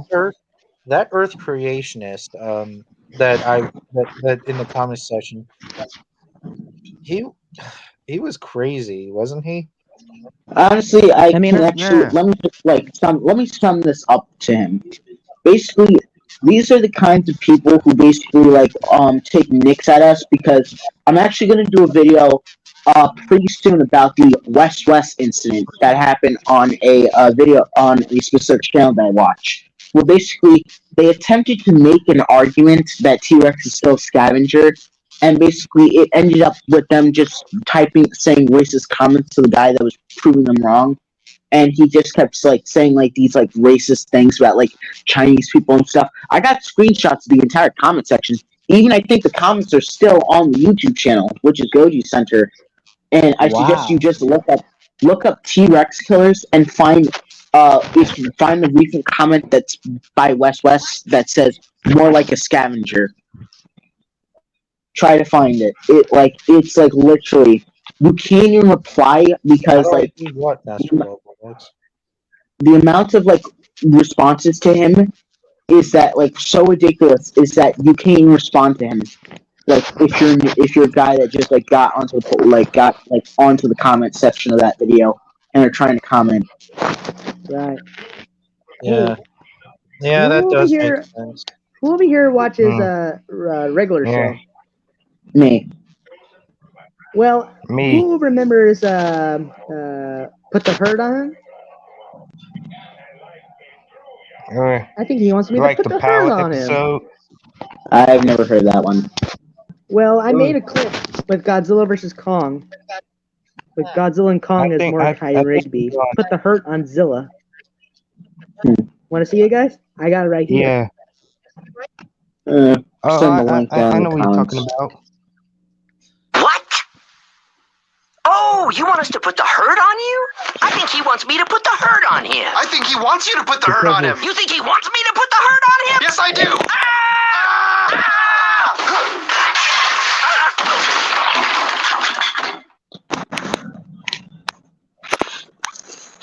Pretty awesome. Heard it? Okay. Yes, Yeah, I heard it. I mean, you heard the audio? Yes, we heard the audio. Also, one other thing I have to say, and I have to announce that basically, and I mean if you want to do this, please do it, because we will appreciate you if you do this. The entire community will appreciate you if you do this. We need more dinosaur documentaries that are more scientifically accurate. Yes, we do. Yeah. We've gotten 0 to no documentaries in the past 3 years, and it's sad because the amount of paleontological updates and the progression. I think we're literally in the instead of the golden age of the early 2000s. I think 2021 is the actual golden age, because we're at a point where we basically know enough about dinosaurs that we can literally we could speculate about them, we can reconstruct them properly. It's it's easy, very easy. To Nah. be honest, in 2015, at least that there were a couple of good dinosaur documentaries on National Geographic, like T-Rex: The Ultimate Dino Survivor, which, in my opinion, was a really good documentary. I really still haven't seen that yet. You It is still haven't- really, it's it pretty is good. really good. It's really good because it focuses The Tyrannosaurus model looks really accurate. Yes, for the time. yes, I know that. Yes, for the quills, it's still debatable, really, but other than that, the Tyrannosaurus model is still accurate, in my opinion. They also like the models that they use in that is really good, especially the Triceratops tortoise and the injured Gorgosaurus, which actually the skeleton actually exists. Yes, Fun fact. yes, and also the quote-unquote nano What do you guys about? Nanotyrannus does not exist anymore. Yes, I know. Yeah, I know. it was a young Rex. Yeah. Anyways, what did Tasmanian Tiger say? Nah, Tyrannus. Yeah, like I said, what you guys think about Sarcosuchus? Pretty interesting. Yeah, Why Nat Geo also did a documentary about this animal as well. I actually still have it on DVD. It actually surprises me like what like some specific documentaries go out their way to like portray actual science and facts rather than I'm actually going to do a review on Monsters Resurrected. Like, but my newest video that's going to be coming out like a week from now, maybe even this week if I get to it early. It's going to be a bit called. It's got basically the thumbnail and the title is going to be called "Everything Wrong with Last Day of the Dinosaurs: Ruining My Childhood." Yeah. I don't like that show. Do you know that it's one of my favorite documentaries because of like the amount of science I learned throughout it all. But another thing I hate about it is the reuse of models from footage. Yeah. What did you say, Tasmanian Tiger? Also, is it me or is Tasmanian Tiger like a little bit too quiet because I can't hear him? Kind of like a little bit too quiet. Mind if I change the subject very quickly? Wait. One at a time. One at a time. You go, Tasmanian Tiger. Do you guys know that there's like a Jungle Book movie way back in the day in the 90s? More like the 19s. Live action movie. Yes. Where Sarah Connor killed every freaking human being. Yeah, I saw it. It was called Jungle Book Mowgli Story. Yeah. There's a spotted hyena. The events in Raccoon City unfolded, and the situation got worse by the second. Germany fought by creatures throughout the city. No matter where she was. Okay, you Dino Bros? Yeah. So, let me just like bring up that there's a lot of good documentaries that are relatively good for science. For example, we have a lot of documentaries that even the bad ones have at least some things that are redeemable. Some documentaries don't, some do. For example, Last Day of the Dinosaurs. If you can ignore the dinosaur models, it actually has a lot of science to it that you can actually learn a lot from it. Just ignore the terrible models. And Monsters Resurrected. I suggest I love that. The first. Oh yeah, wait a minute. Speaking of which, since I just mentioned this, am I the only person that's late to the Spinosaurus King drama? Yeah, I don't like it. No. Oh God, Spinosaurus the King. You know that guy? Yeah, Spinosaurus the King is a moron, honestly. Oh yeah. I think I subscribed to him by accident though. Why? What did he do?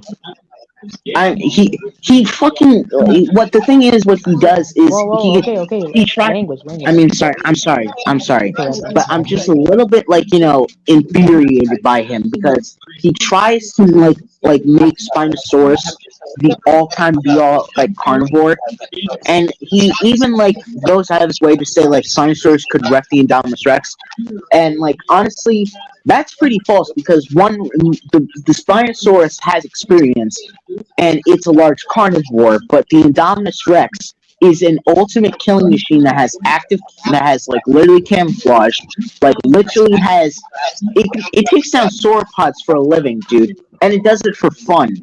It took down one Brachiosaurus and a bunch of Patasaurus, and it also literally can manipulate other dinosaurs into doing its bidding.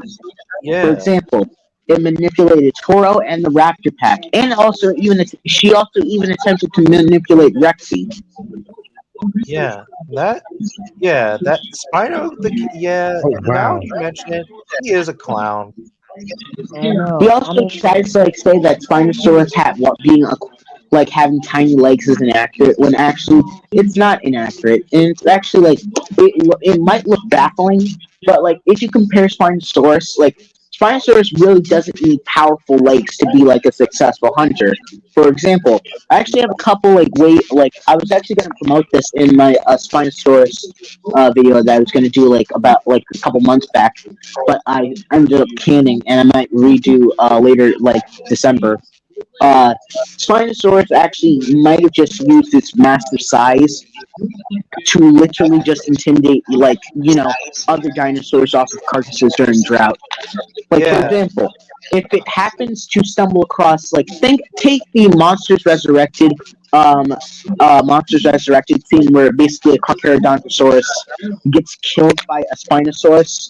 But take that, make the Carcharodontosaurus a juvenile, make the Spinosaurus a scientifically accurate Spinosaurus, have it come up on the Carcharodontosaurus while it's literally eating the Paralid Titan, and have the Spinosaurus intimidate the younger Carcharodontosaurus off the Paralid Titan, which is basically how scientifically accurate that would be. It doesn't have to outright kill the Carcharodontosaurus, but all it has to do is drive it away from the carcass so it can at least, take the carcass as its own. Yeah, I could see that happening. Another thing is, okay, see you later, Gus. Bye. Also, okay, hey, what was I thinking about? also, if you got, just to let everyone in the a heads up, me and Delta are making a trailer. It's called Brother Dinosaur. Oh, I remember now. Have you heard of the of this YouTuber Jurassic Bob Dino Bros? Nope. Have not heard of him. Please elaborate, please. Okay, he said, I was in Land Before Time 75's video, and it was a live stream, and it was basically about what are your favorite dinosaurs, and then I said Tyrannosaurus Rex because of the muscle mass and etc. How it was built different than other theropods, and then all of a sudden Jurassic Bob was attacking me, and he said that Carcharodontosaurus would easily kill a Tyrannosaurus. And I actually say that it's not really the case, really. Actually, the fun fact is, what? I mean, I want to actually say this, but T-Rex would most likely destroy any other large carnivore in a 1v1 fight, and it has a high percent chance of doing so because if it happens to land a single bite on an animal, anywhere, it has enough. For example, leg bone. It can literally cripple a carnivore if it happens to attack the legs. Upper chest region, if it happens to bite there, you have basically the animal will be basically so injured that it will be unable to properly attack.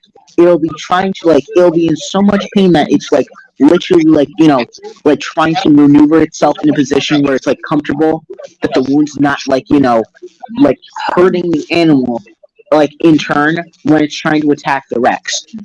Bite on the skull. If it happens to bite the rear of the neck or the rear of the skull, it can either crush the nasal cavity and completely break, literally suffocate it. it can A, crush the cranium, the back of the cranium, and literally kill the animal instant. Or if it happens to face bite it, the animal will be like, how do we have a disfigured jaw? Yeah. Bite on the tail. Bite on, Hold on, guys. Bite on the tail. That being said, presumably based on their findings, which saw their carnivores and considering they're eating people down the street. Yeah, I'm still here. What do you think about Ringo the lion? Right.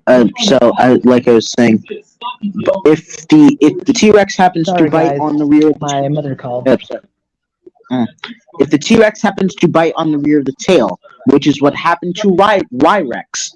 Y-Rex was successful enough to survive his encounter, and we see that because he has signs of healing. But the T-Rex will possibly end up killing the other, like Carcharodontosaurus, because, it's another predator. It can easily kill it. The only thing that other carnivores have up against T-Rex is speed. Yes, because And that's it. Tyrannosaurus was slow. Also, Was a slow hey, runner. Dinosaur Bros. Yes. Yeah. Thank you for subscribing to me. I just got a notification. You're welcome. We're Wait, not wait. useless animal in prehistoric time. What? Wait, what did you say, Tasmanian Tiger? I said back in the prehistoric time, I think that crocodile is more like a prey for prehistoric animal. Who's this Isaiah guy who just joined? Oh, he's a friend of mine. Yeah. Oh, for a second I thought, oh boy, we're in trouble. I'm not a troll. No, it's all right. You're good. My bad. Wait. I can't. It's just a different username. It's all right. I'm sorry, man. Okay, what did you say, Tasmanian Tiger? I couldn't hear you. Like I said, I think back in the time, I can't even hear him at all. Crocodile. Yeah, I can hear him. All right. I can hear him. Crocs? Yeah. The Pterocroc? Is it like Sarcosuchus and Dinosuchus? Like prehistoric time, I think like crocodile is like a prey to prehistoric animal, such as like Titanoboa or prehistoric dinosaur. Titanoboa is scary. I know. I mean, it's already it's anaconda all over again. Hold on. I think no wonder like can I turn him up or something? It's a joke. Like no wonder why like a hippo would lick a crocodile because this like man up, please. Bros, hold on. Maybe if we all be a little quiet, maybe we can hear him. I'm being quiet, but I still can't hear him. It's like his voice is non-existent. Maybe it's just his audio, but I can still hear him all right. It's just his mic might not be good, but it's all right. I mean, I hope you understand, Taz. Yeah. Taz? Just tell me when he's done talking. Yeah, I hear him fine. I mean, me I too. heard him a little bit better, yeah. Maybe it's your audio receiver, bro? Maybe. Yeah, I can hear you guys perfectly fine. It's just something with him. Also, guys, for a little treat and just a quick advertisement for me in Delta, you guys are able to see the clip of our next upcoming parody trailer, which is called Brother Dinosaur.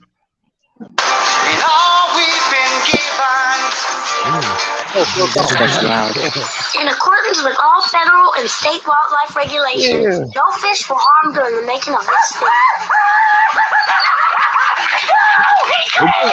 Jump with the dinosaur.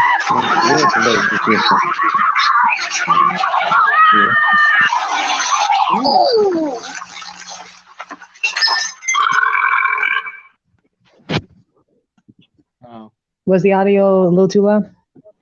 Yeah. All right. So. Yes. All right. I think my mic was next to the speaker. All right. So, like I was saying, The reason why T-Rex is like win 95% of its fights is because, well, it has superior muscle mass. It might not be fast, but it doesn't need that. It was relatively fast. It could run 15 miles an hour, but it's basically what I call a walking bunker buster. It's a tank. It doesn't need to, all it needs to do is land one good, wholesome bite. And that's it. Done. Dunzo. Literally. Dunzo. Every other carnivore, every other large carnivore, which is related to the Allosaurs, have at least one advantage. They have an avian-style flow-through lung system, and they are relatively fast for large animals. I heard that it is possible that the Allosaurids or Allosauroids actually became extinct when the Tyrannosaurids took over. Now, I don't know if it's true or not, but it is possible. I mean, actually, the Tyrannosaurids don't show up later alongside the Allosaurids. Possibly the Allosaurids became due to the fact that evolution, herbivores evolve a lot faster than carnivores because we see a lot more heavily armored herbivores and herbivores that are meant to deter away predators by their sheer massive size or armor, spikes, horns, any adornments that can protect themselves. And when you look at the way the Allosaurids are built, they're meant to be fast ambush predators that can at least take on sauropods. Very well, agile. The thing is, sauropods began to die. Larger sauropods actually only existed in Asia and Argentina and and North America and some in Africa in Africa. Yeah, did you mention South America? Yeah, I didn't mention South America. The reason why people say Argentinosaurus was the last of the giant sauropods, that's actually pretty false because Argentinosaurus and many other large sauropods aren't actually the last of their kind because we still see other animals we see Alamosaurus, which still lived around 65 million years ago 66. And died out. It died out with the other dinosaurs at the KT mass extinction, and it's a large sauropod. The reason why we don't see any larger sauropods besides Metasaurus, Alamosaurus, or some other larger sauropods is because due to the fact that in North America we find less and less carnivores. I mean if you think about it, in America we did have a bunch of carnivores during the late Jurassic. But after a while, Ceratosaurus, which never evolved into Belosaurs, died out, and it was only Allosaurus, which were basically evolving into larger carnivores like Seax and Acrocanthosaurus. I think Seax is still debatable of whether it's an Allosaur or a Megaraptor, and really? It's still debatable that it's still debatable that I didn't know that Seax was a Megaraptoran, possibly. It's also still debatable that Seax is either a close relative relative to the Carnosaurus or a close relative to the early Tyrannosaurs, which possibly involves Megaraptor because people have come up with theories that possibly Megaraptors actually evolved the Carnosaurian traits because since they were stuck in the southern continents and they couldn't traverse the North American continents, they had to basically evolve these traits from the Allosaurs, which basically instead of losing their arms like the Tyrannosaurs from the North and Asian Asian continents, they actually retained their long arms and grew larger claws and longer snouts. But they didn't have the bone crushing jaw strength like the other Tyrannosaurs.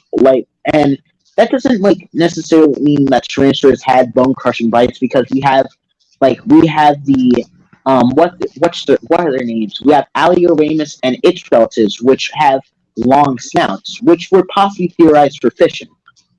Right. Yes. Also, hello, Jurassic Floyd. Welcome to the stream. Hi. Oh boy. Also, all right. Also, guys, quick. Is it fine if I could change the subject just a little bit? Yes. Sure, not why not? You guys are familiar with Godzilla and King Ghidorah, right? Yes. Yes. Oh, what if they actually had voices? What if they actually had voice actors? And who will actually be voicing them? That's a tough question. I mean, we have to have individual voice actors for both Kevin, and the two other heads. Well, you're right. I mean, I did this voice choice. The guy who voices Smaug from The Hobbit as the middle head, at least. You want to hear it? Ish. Sure. Okay. I hope it's loud.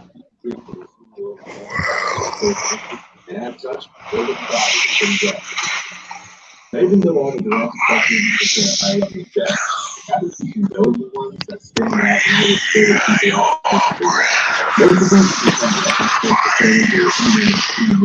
That's creepy. You guys hear it? Yeah, it's too loud. At least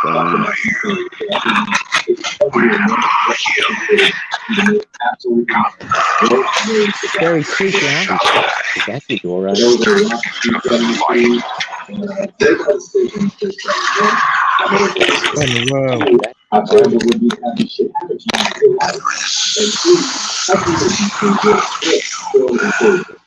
And that's what it is. Something made of gold. Just like it loud. Wait, who's this AT guy in the chat? Wait, what's going on? Who's this T guy? I don't know who you are.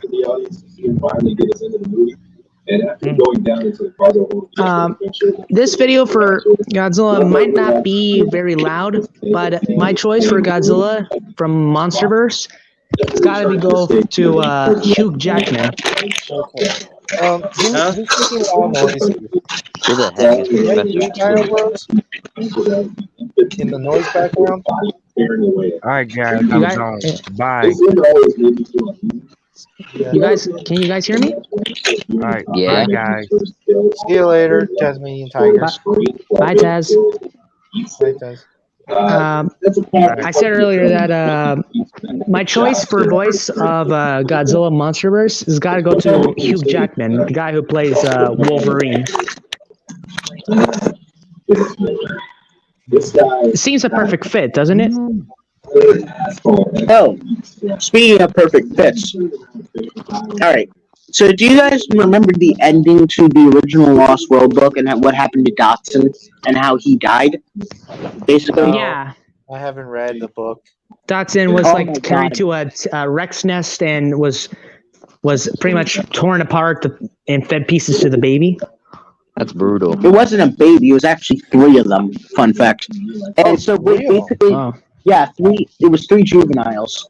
Wow. And basically, yeah, so basically, someone made the, perfect comparison to basically, you know the scene where in Bug's Life, Hopper gets fed to 3 baby birds by, so it's pretty much like that. Yes, people basically some user on YouTube basically compared his death to being fed to baby birds in Bug's Life, which is honestly I was thought man, that's a really good comparison because does the guy always say in his video, "Hey guys, hope you're all doing well"? No. Wrong guy. It's do you remember the guy who was he big quit YouTube, sadly.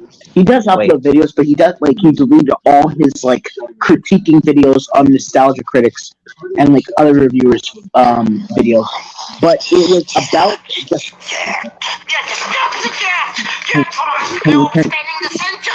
Can you turn that down, please? Oh, my bad. Is it that loud? Yes, it is. Yeah. Thank you. Sorry, Thank man. you. That's okay. So basically, I haven't read the books either. I'm with you, actually. I actually read the first book. The books are so good. I know what I can tell. I mean, like literally, they are. Oh my god, they are just so good. It like you got to read them. Like even The problem with me is that I'm not much of a good reader. I have to read audiobooks. I suggest you look up.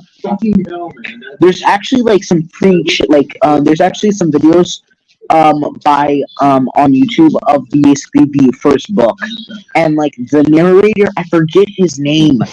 It's what's his name? Oh. So William Roberts, yes, that's his name. Yeah. Also, guys, I gotta go. All right. See ya. Thank you so much for letting me join. Yeah. You're welcome. Yeah, See ya. Bye. So that was nice meeting him. I mean, you got to read and like at least listen or manage to get your hands on the books because they are just so good, like really good. Oh, so that was the terrible noise background. It was him. Mm-hmm. So let's talk about inaccuracies and such and what people still believe in. Yeah. One, T-Rex being still feathered. Yeah, in the papers. Tyrannosaurus having feathers. Plus, also we can't just ignore T-Rex's environment here. When we I can't was younger, ignore that I've always either. believed that Because dinosaurs T-Rex had reptile skin like crocodiles. Speaking I've never of which, believed that they had feathers. Speaking of which, did you know that on Twitter, Jack Horner hired an artist, and there was an artist who drew a T-Rex that looked like a chicken with the chicken with a crest, but it looked like it had testicles on its face, and it looked like it screamed like, "What the fuck?" Yeah, that's definitely something like about the Chickenosaurus thing. Yeah, I gotta give you that. And I gotta give Jack Horner is still downplaying on T-Rex still. I thought he gave up, but no. He said, "Oh, Tyrannosaurus Rex is still just an opportunist scavenger." Actually, no. That's the thing. Reason why people I don't get why people still say, "Oh, T-Rex is still a scavenger." Actually, it isn't because we have at least evidence. We have evidence of T-Rex actually attacking a Triceratops, and these wounds have healed. So, yeah, that means T-Rex was actually attacking a live, healthy individual. It wasn't scavenging on the remains because these are bite marks on the frill and the frontal horns. Well, I'm pretty sure, don't get me wrong, it would scavenge. If it saw a dead Triceratops lying on the ground, it wouldn't leave it there to be rot out. It would still eat it. I mean, that's the thing. Every predator is an opportunist. Predators will take advantage of situations no matter what. They will scavenge. They will scavenge. They will cannibalize. They'll even cannibalize their own their own young or anyone that's related to them just for them to survive. Similar to lions. I mean, it's just how nature works. Every predatory animal is an opportunist. Is an opportunist. Even herbivorous animals are opportunistic. When they have, for example, small hatchling herbivores, herbivorous dinosaurs, they are actually they are slightly carnivores. Because they don't get enough nutrients from the plants that they eat, so they still have to eat insects, tiny mammals, and reptiles to survive. And sometimes, once in a while, you'll have fully grown herbivorous animals, literally eating other, eating meat. For example, I saw hippos do it. I mean, for example, we have turtles actually eating mammals. We have deer that are actually eating crows. It's very and a cow ate a snake once. Crows? Yes, I did not know that. It's people are blurred by the defining traits of what makes basically what defines an animal's diet. But what about a hyper vegetarian like a cave bear? Because since DNA, It was since full life- vegetarian. What? Nothing. I've always Because- thought the cave bear was a omnivore like the Hypercarnivores? grizzly bear. No. New research confirmed that the cave bear was a hyper-vegetarian. But even So if all it's it ate was just plants? And then what Yeah. did it use its teeth for? So it's not a carnivore. So it's not a carnivore?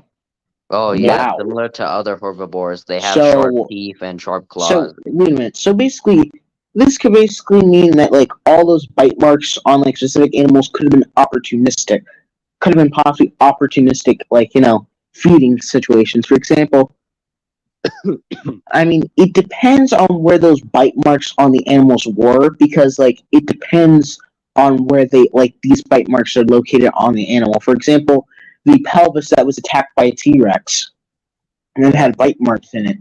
That what people like Jack Horner says that was possibly the theory that the T-Rex scavenged it, and these weren't on inside ribs. There was nothing there. Well, possibly the T-Rex ate the entire carcass, but the skeleton was so disarticulated, and possibly due to the fact that flash floods might have literally got to the skeleton, because we gotta remember T-Rex lived on a basically floodplain with seasonal to regular flash flooding. West coast of the U.S. And so basically the entirety of the skeleton could have been disarticulated and basically could have been washed or disintegrated, and we never find those bones ever again. But we managed to find at least the pelvis, which at least gives us clues that what T-Rex ate and what T-Rex did not. Also, I was actually gonna do a video about this subject, but also Rick Raptor actually happened to mention the T-Rex the T-Rex attack on the Mosasaurus tail. That is actually not a T-Rex attack. Fun fact. Well, it really? Because Yeah. I thought it is.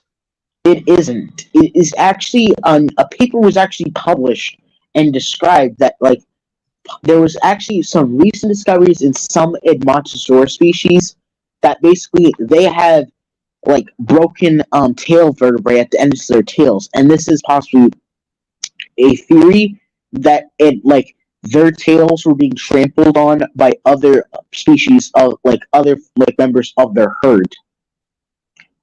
That is possible. But then again, I mean, the tooth actually fits perfectly, though. Well, that's the thing. The tooth actually itself was actually tested in 2 documentaries, and the way that who was it who had that Edmontosaurus tail? I forget his name, but the way he puts the T-Rex tooth in 2 different documentaries I know is actually who quite you're different. talking about. I know his name. Yeah. Dr. Kenneth. Kem Carpenter. Yeah. Carpenter is the scientist's name. Yeah, basically the way he places the tooth in 2 different documentaries is actually kind of interesting, because in the first documentary that was made was T-Rex Valley of T-Rex, was basically he places the tooth in vertically. Yeah, it's called T-Rex: The Ultimate Field Guide. Yeah, and then in the second documentary that he's in, it's T-Rex Warrior Wimp. The way he places the tooth in here is, he places in diagonally, and the tooth still fits perfectly. The way he's placing the tooth is actually kind of weird, because a way a dinosaur attack is the tooth has to fit perfectly. It can either fit almost perfectly or perfectly. For example, the Allosaurus attack on the juvenile Stegosaurus. The jawbone of one Allosaurus actually fits the damaged Stegosaur plate almost perfectly. Yeah. Literally perfectly. Yeah. So. Yeah, I would have to say that I think that the Mosasaurus could have escaped from the jaws of the T-Rex, or maybe the Mosasaurus tail was arthritic. But who really knows, really? Because obviously, we weren't there at the time. Obviously. Yeah. But it would be cool if it happened. What is a Mosasaurus? Another thing that also gets on my nerves is why people or sometimes people get so mad when us users complain about feathers on dinosaurs.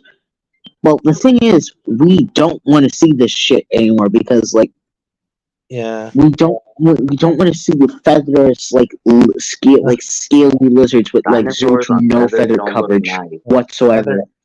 Feather Well, except Nazis. those bird-like dinosaurs, but I mean, dinosaurs with feathers are not good. like, I'm not a feather Nazi for Christ's sake that places feathers on almost every single dinosaur. I mean, like, there's like some people actually put theoretical like coverage on specific dinosaurs.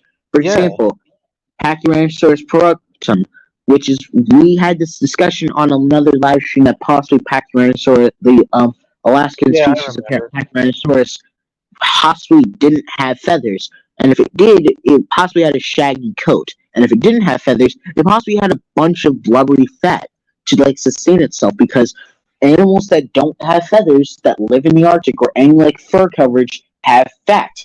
For example, like take snakes and elephant seals. crocodiles. Take They keep themselves warm by body heat literally because they're take any cold-blooded. animal that lives in a cold-hearted environment. They have a ton of fat and blubber to literally allow them to last that long, in those cold environments. But then again, we don't even know if the late Cretaceous was cold or hot. Was cold or not. We don't know. That's still debatable to this day. Until we find out more research confirmed, but still. I mean, back then, what I heard in the late Cretaceous, that there were no glaciers around, but I could be wrong. I think that there was no polar ice caps at the time. I mean, we actually never did really get. I don't even think. Yeah, that's actually a pretty good theory that we didn't even or statement. We possibly no even polar ice caps because the planet it's literally the Earth back then was possibly still hot. There was still possibly colder climates because the temperature was still changing, and we do know that the Cretaceous was still at least a lot colder. It was a lot colder and more cooler than the Jurassic. But we just don't know some stuff. We know some some evidence of environment and stuff, but we just don't know all the specific basics and shit. Yeah, similar it's the to thing. Antarctica. We just don't know everything. I think we it was don't know Antarctica. And that's the thing about science. By the way, Dino Bros, do you also study the Cenozoic animals, or is it just dinosaurs? Well, once in a while, I'll decide to hop onto the Cenozoic, learn about the Cenozoic animals. I know a good portion of them. I know a lot of famous ones, for example, bear dog, Thylacoleos, which is the marsupial lion, Megalania, which is no longer called Megalania. Artotus. Really? Yeah, Megalania actually is not called Megalania anymore. It's called something different. I did not know that. We have Artotus. Simus? It's I forget. Yeah. We also there's another thing that I hate that documentaries do is try to make dinosaurs seem awesome, prehistoric monsters, and make them seem very cool and appealing to kids. When honestly, if you think about it, these dinosaurs were pretty much boring. If you think about it, because if we compare them to modern day animals don't do a lot of exciting stuff. Yeah, because if you think about it, most modern day animals just laze about, do what they usually do. They don't do anything exciting. That's the thing. They're just animals. Except they're not supposed to do anything exciting as humans. Except zoos, but that doesn't count. Just go, Ryan. Not to change the subject or anything, but this year I'm actually getting a giant short-faced bear skull, Artotus simus. Wow. Nice. Yeah, it's gonna be $600, but I don't care. Oh, here's a fun fact real quick. That's a yikes, bro. I actually have an alligator skull in my room. It's a small alligator skull, but it's real. Oh yeah, I think I saw that in your video. Yeah, I have a couple of alligator heads. I have a juvenile a subadult, I Yeah, believe, mine must be a juvenile. and a mature female, I believe.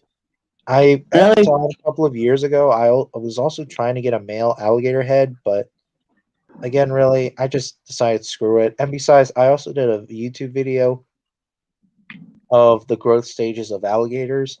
It's like the same thing with like tyrannosaurs. Every animal grows different every time it changes. So it's like the same Yeah, thing with some alligators. take shorter to grow, some take longer. For example, like actually, reptiles. T-Rexes actually reach full maturity in like our age. Like they reach What I've heard is maturity that a like in T-Rex their can fifth, like live for when they're about 30 15. years or more, Like but I could they're be mature wrong. enough, like to find a mate and do stuff like that. But they don't like necessarily grow like that much. They stay around that size area, but until they reach like around 20 years old, that's when they Yeah. start actually getting bigger. But by the I age think of they live 30, until 30 years old, but I yeah, could be but wrong. by the age of 30, they pass away. I Yeah. believe. I mean, Scotty reached at least around 40, I think. Yeah, Really? but it weighed almost Yeah, 10 Scotty's tons. like around like 40 years old. He's like a little bit older than Sue, I think he's like almost who 10 like died tons or around something. 35. 10 tons, close to enough.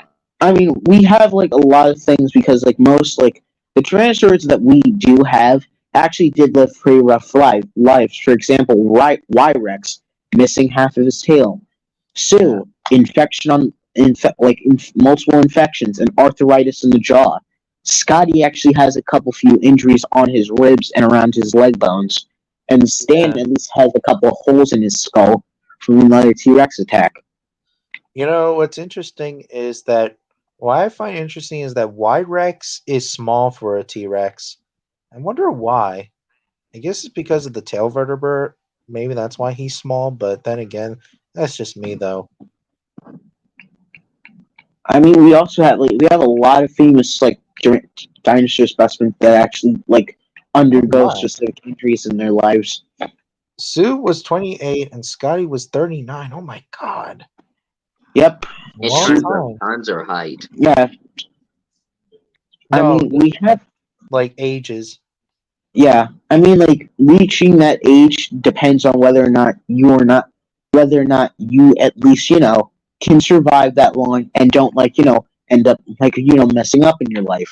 For Like example, having illness Al on your could have womb. reached full maturity, but due to the fact that his skeleton shows so much injury, it's almost semi impossible to see that he could have at least survived until his adulthood. Yeah. Because and what do you say? we have we literally have 3 Allosaurus skeletons with multiple injuries. For example, Big Al, broken jaw, and the punctured vertebrae specimen. Yes. Those Allosaurus suffered major catastrophic injuries. For broken jaw, he literally had his jaw deformed from the amount of force that was applied to it when his jaw was injured. So basically, he basically couldn't properly hunt the way he does, normal Allosaurus. So he had to change his hunting method. And possibly, it's even in the documentary, it was possibly feasible that Broken Jaw's upper jaw was possibly even damaged, and he possibly even had an overbite. No, not an overbite, an underbite. Yeah. Oh, not to change the subject or anything, but have you guys ever heard of Mega Top Tens before? Or Mega Dinosaurs? Or whatever you Yeah, I want to call used it? to like his channel, but I don't like how they. I don't like his channel. I Now I don't realize like that those he's a channels. I fanboy. think I know who you're talking about. Wait. Go on, Dino Bros. I don't like those kinds of channels that get stuff wrong about dinosaurs. I think I know who you're talking about, and I actually like his channels and the way he does stuff because he actually gets the science across and he actually says facts and stuff rather than just saying complete bullshit and stuff. Yeah. So yeah. AK Rex, I'm pretty sure you ever heard of AK Rex. AK Rex actually does a good job of explaining to Mega Top 10. Yeah, he's a good researcher. Yeah. Mega Top 10 says a lot. Oh, in his Spinosaurus versus Dunkleosteus debate, Yeah. right? Yeah, I He said watched that that video a Spinosaurus- year ago. Yeah, he said that Spinosaurus would win because it's a reptile. But it has What? weaker No. jaws. It's Yeah. not supposed No, to no, kill no, no. armored Also, fish. yeah. That's not Also, correct. speaking of Dunkleosteus possibly had lips. Yeah. I mean, I don't probably, know. but it had sharp teeth. Exposed teeth out to the elements. I don't think that, would be that ideal, my friend. True. But anyways, back to that discussion. Dunkleosteus versus Spinosaurus. Yeah, because it's a reptile? Like what the fuck? Makes no sense. Yeah, Spinosaurus' teeth are not strong as a Dunkleosteus would crocodile to literally, kill armored fish. saw Spinosaurus in half, literally cleave it in half. Yeah, he would just rip the freaking neck off of Spinosaurus. And Spinosaurus I mean, is big. literally, Boom. Dunkleosteus is an armored fish. And Spinosaurus literally an armored fish. What are you supposed to do against an armored fish? Yeah, it can't kill armored fish Nothing. with short You can't teeth. do anything. Yeah, Dunkleosteus is gonna win no matter if the Spinosaurus is big or small. Mega Top 10s also said a lot of stupid things. Back in the day, when he used to say Giganotosaurus, he used to call it Giganotosaurus, but it's not Giganotosaurus, it's Giganotosaurus or Giganotosaurus. It's Giganotosaurus. I mean, people call it Giganotosaurus, but meh. But it's better than Giganotosaurus. Yeah, or Gigantosaurus. Yeah. I used to pronounce it like Gigantosaurus, but now I realize it's Giganotosaurus. Anyways, yeah. He's just got one. I feel like the Mega Top 10s is a clickbaiter a little bit. Yeah, and that's he's why a little personally... clickbait. Like, if I see a video that I think the animal's gonna win and there's just no fight at all, I'm like, I just wasted my time for this. Yeah, and basically, like, I don't know. He also mentioned that T-Rex had feathers, and he also said that females are bigger than males. No, it's not really true anymore. I mean, yeah, it was true for a while, but it's not true anymore because, well, every animal might. There might be a. I'm sorry, what? There might be a sectional size difference in specific animals, but there's not really that much. For example, look at lions. Males are relatively bigger than females, but they're not that big. 400 pounds. And plus, they have manes and stuff. And so, there's a lot of there's sexual dimorphism, but it's not around in size. It's rather in dormants and color patterns and stuff like that. Yeah. I mean, there might be a size difference, but that might be only in individual animals. For example, Sue is relatively big for a Tyrannosaurus. She literally dwarfs Stan, but not she dwarfs him, but she's a lot bigger than him. But that's not because she's a female. She's a lot bigger. Stan's around 20 years old. We don't even know that if Sue's even a male or a female. Yeah, that's still debatable to this day. We gotta just check for the majority bond, which is in the leg. Yeah. We actually do know. We actually did discover a T-Rex that was actually had a stomach cavity that was actually quite expanded, and so that meant she was possibly pregnant at the time she died. And plus, we also discovered that she had majority bone in one of her legs, so that meant she was a female. Really? I did not know that. Well, either way, female or not, Sue was... It doesn't really matter at this point, really, because there is no Scotty's much bigger. Well, because there is no sexual dimorphism with Tyrannosaurus. Yeah, it's not like they have feathers to tell. Yeah, so. there's not really. There isn't. I used to believe that back in the early 2008s when I was still young.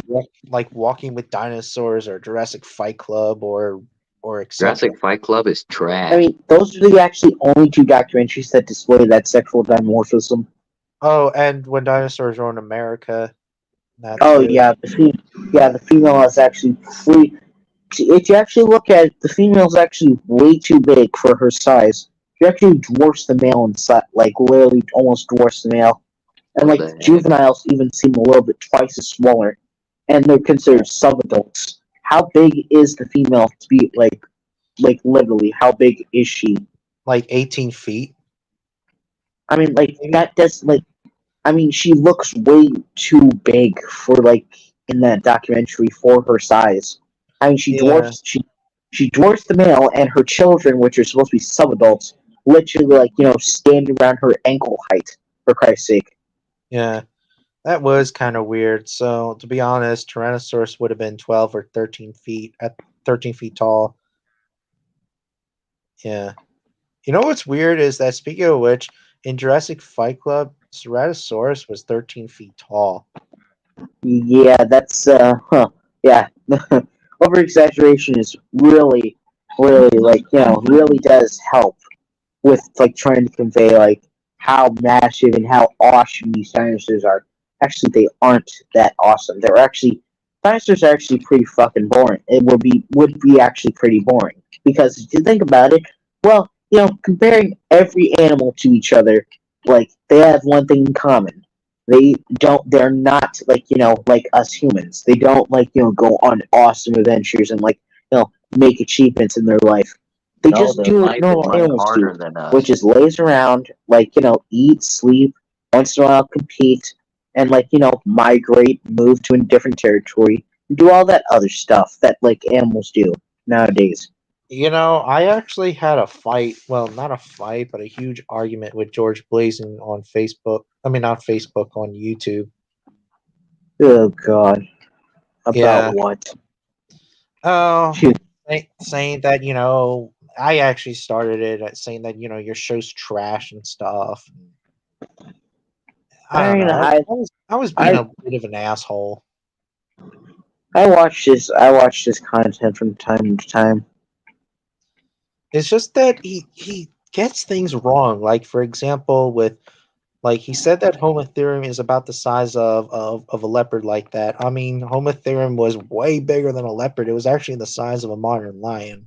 Yeah, I watched your video about that did you actually compare leopards, jaguars, and even like lions are like not like they're big, but if you compare like leopards to like jaguars to lions, they're actually not that bigger than a lion. But like he's possibly trying to not like fall into the category of Jurassic Fight Club, where basically he was either like forced to like make the dinosaurs seem awesome. He was just trying to It was actually his idea for making dinosaurs awesome. To some degree, I feel like I like always had like this theory in the back of my mind that people like literally the producers of the show literally had a gun pointed to basically every paleontologist that was featured into the show to say like stuff about the dinosaurs and how to make them make them seem awesome and stuff. Well, either way, yeah, it's like they weren't enjoying it behind the scenes. Either way, it was kind of his idea, kind of ish, but still. And he also said that, well, the Archaeotherium is a predatory pig. No, first of all, Archaeotherium was not a pig. It was actually closely related to hippos. I'm gonna go now. I'll see you all later. It's anything but a pig. It's anything but a pig. We at the time, yes, but we now know that entelodonts are more related to hippos than the pigs. And secondly, entelodonts are omnivorous. Yeah, they actually are, but they mostly did feed. They basically mostly. We do find mostly them like being carnivorous animals, but we do. But what like gives us like the idea and like gives us the evidence that they are like they are like omnivorous is because different teeth structures. For example, modern day bears actually have like two different kinds of teeth. One for like eating vegetation, like plants and stuff, while their front teeth are meant and incisors are meant for carnivorous like feeding. And then the cave bear. He said that, well, the Eurasian cave bear, it's an omnivorous. Actually, no. We now know that the cave bear is actually a hyper-vegetarian. Honestly, really, the isotope studies that it is a hyper-vegetarian. I mean, that honestly, like some of the stuff, like facts that we now some things discovered. Like, it honestly kind of baffles me. But like when now knowing about this, and like, it doesn't make any sense, but yet like there's science to back it up.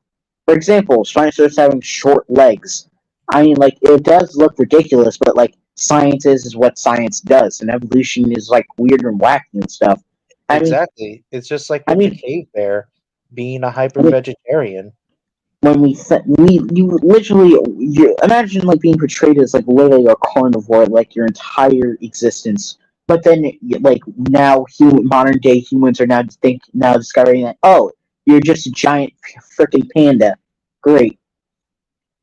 Yeah. Well, it's science. What do you expected? When the dire wolf became, well, not a wolf anymore, I accepted it. It's not a wolf. And Because now new research confirmed that, well, the dire wolf is not technically a wolf anymore. I mean, and you can say that again for Hyenodon, which was thought to be a hyena, but is not even nearly even close related to hyenas. It's just like George Blaving even said that Hyenodon's a wolf. No, it's not a wolf at all. It's possibly like it's not related to canids, but it's not a canid. It's actually part of the group called Creodonts. Creodonts are actually not in the carnivoran group. They're just in, well, Creodonte, I guess. Yeah. Yeah, so they're basically not carnivorous, or like there's I mean, like, still, like, we try to exaggerate things and make them like out of proportion to science to appeal to a general audience, like to appeal to adults or like something like that, or make dinosaurs awesome. When you can't just why don't you just put the science in front, like on the dinner plate, and serve it to us, rather than just trying to serve us something that is not like meant to be. Because the average people just don't like that anymore.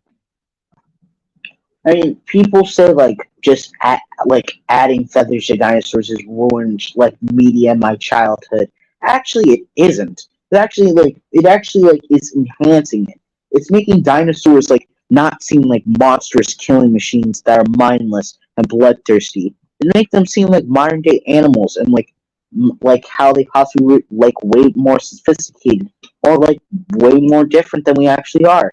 For example, we don't know what a dinosaur looks like or what color they are, but that's the thing. We have to speculate, and we can take a look at modern day animals and apply that to dinosaurs. I mean, it might not be accurate, but at least we're getting something out of it, and we're at least making a step forward in science and everything else, not taking one step backwards. Yeah, also another thing too is that National Geographic has a lot of bullcrap papers when it comes for the dinosaur stuff. Like, for example, there was a National Geographic paper and they put a sauropod having feathers. Oh God, that's not even possible. That's and they put Scotty to be around 10 to 11 tons. It's like 11 tons? Are you kidding me? That's ridiculous. I mean 10 tons, yes. 9 to 10 tons, yes, but 11 tons, that's way too much. I mean, for Christ's sake, I actually have a DVD. Of this very, very inaccurate dinosaur documentary. And guess what the weight they put Spinosaurus at? For Christ's sake. No, you wouldn't guess. You wouldn't guess. 80 tons? I mean, well, not 80 tons. 18 tons? Close. You're very close. 2 more digits. It's 20 tons. They placed Spinosaurus at 20 tons. Oh, and I was I was looking at my TV when I heard that. Are you serious? You gotta be kidding me, right? This is a joke, right? You gotta be pulling my leg here, right? This has been distributed on a DVD, and I'm hearing this inaccurate bull crap. Are you serious? It just becomes irritating to a point where basically we can't get good documentaries anymore. We just can't. I mean, all the good documentaries are either locked by Curiosity Stream or are lost to literally lost to subscription fees and to time itself. And YouTube is either YouTube is a platform where we can upload this crap, enjoy for what it is. But guess what?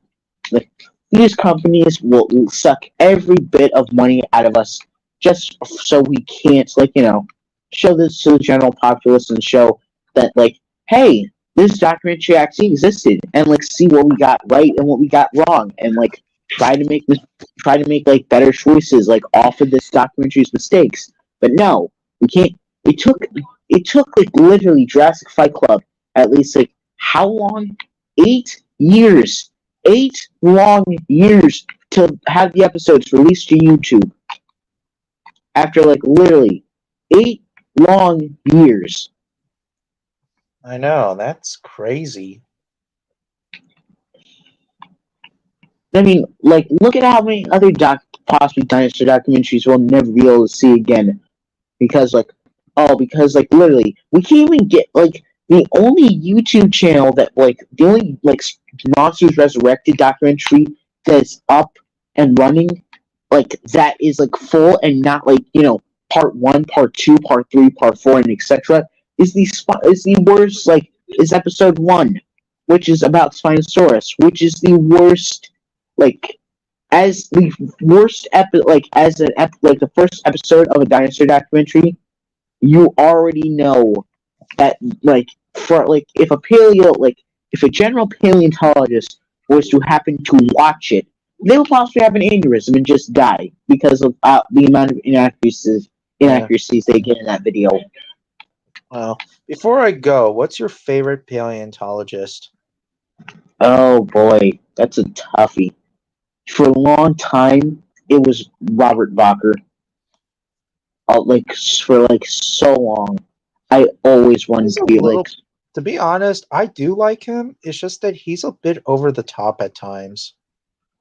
Yeah, for the longest of time, I always wanted to be like him, and just one day I would get to meet him because he was my child. He was basically my childhood, role model of being a paleontologist.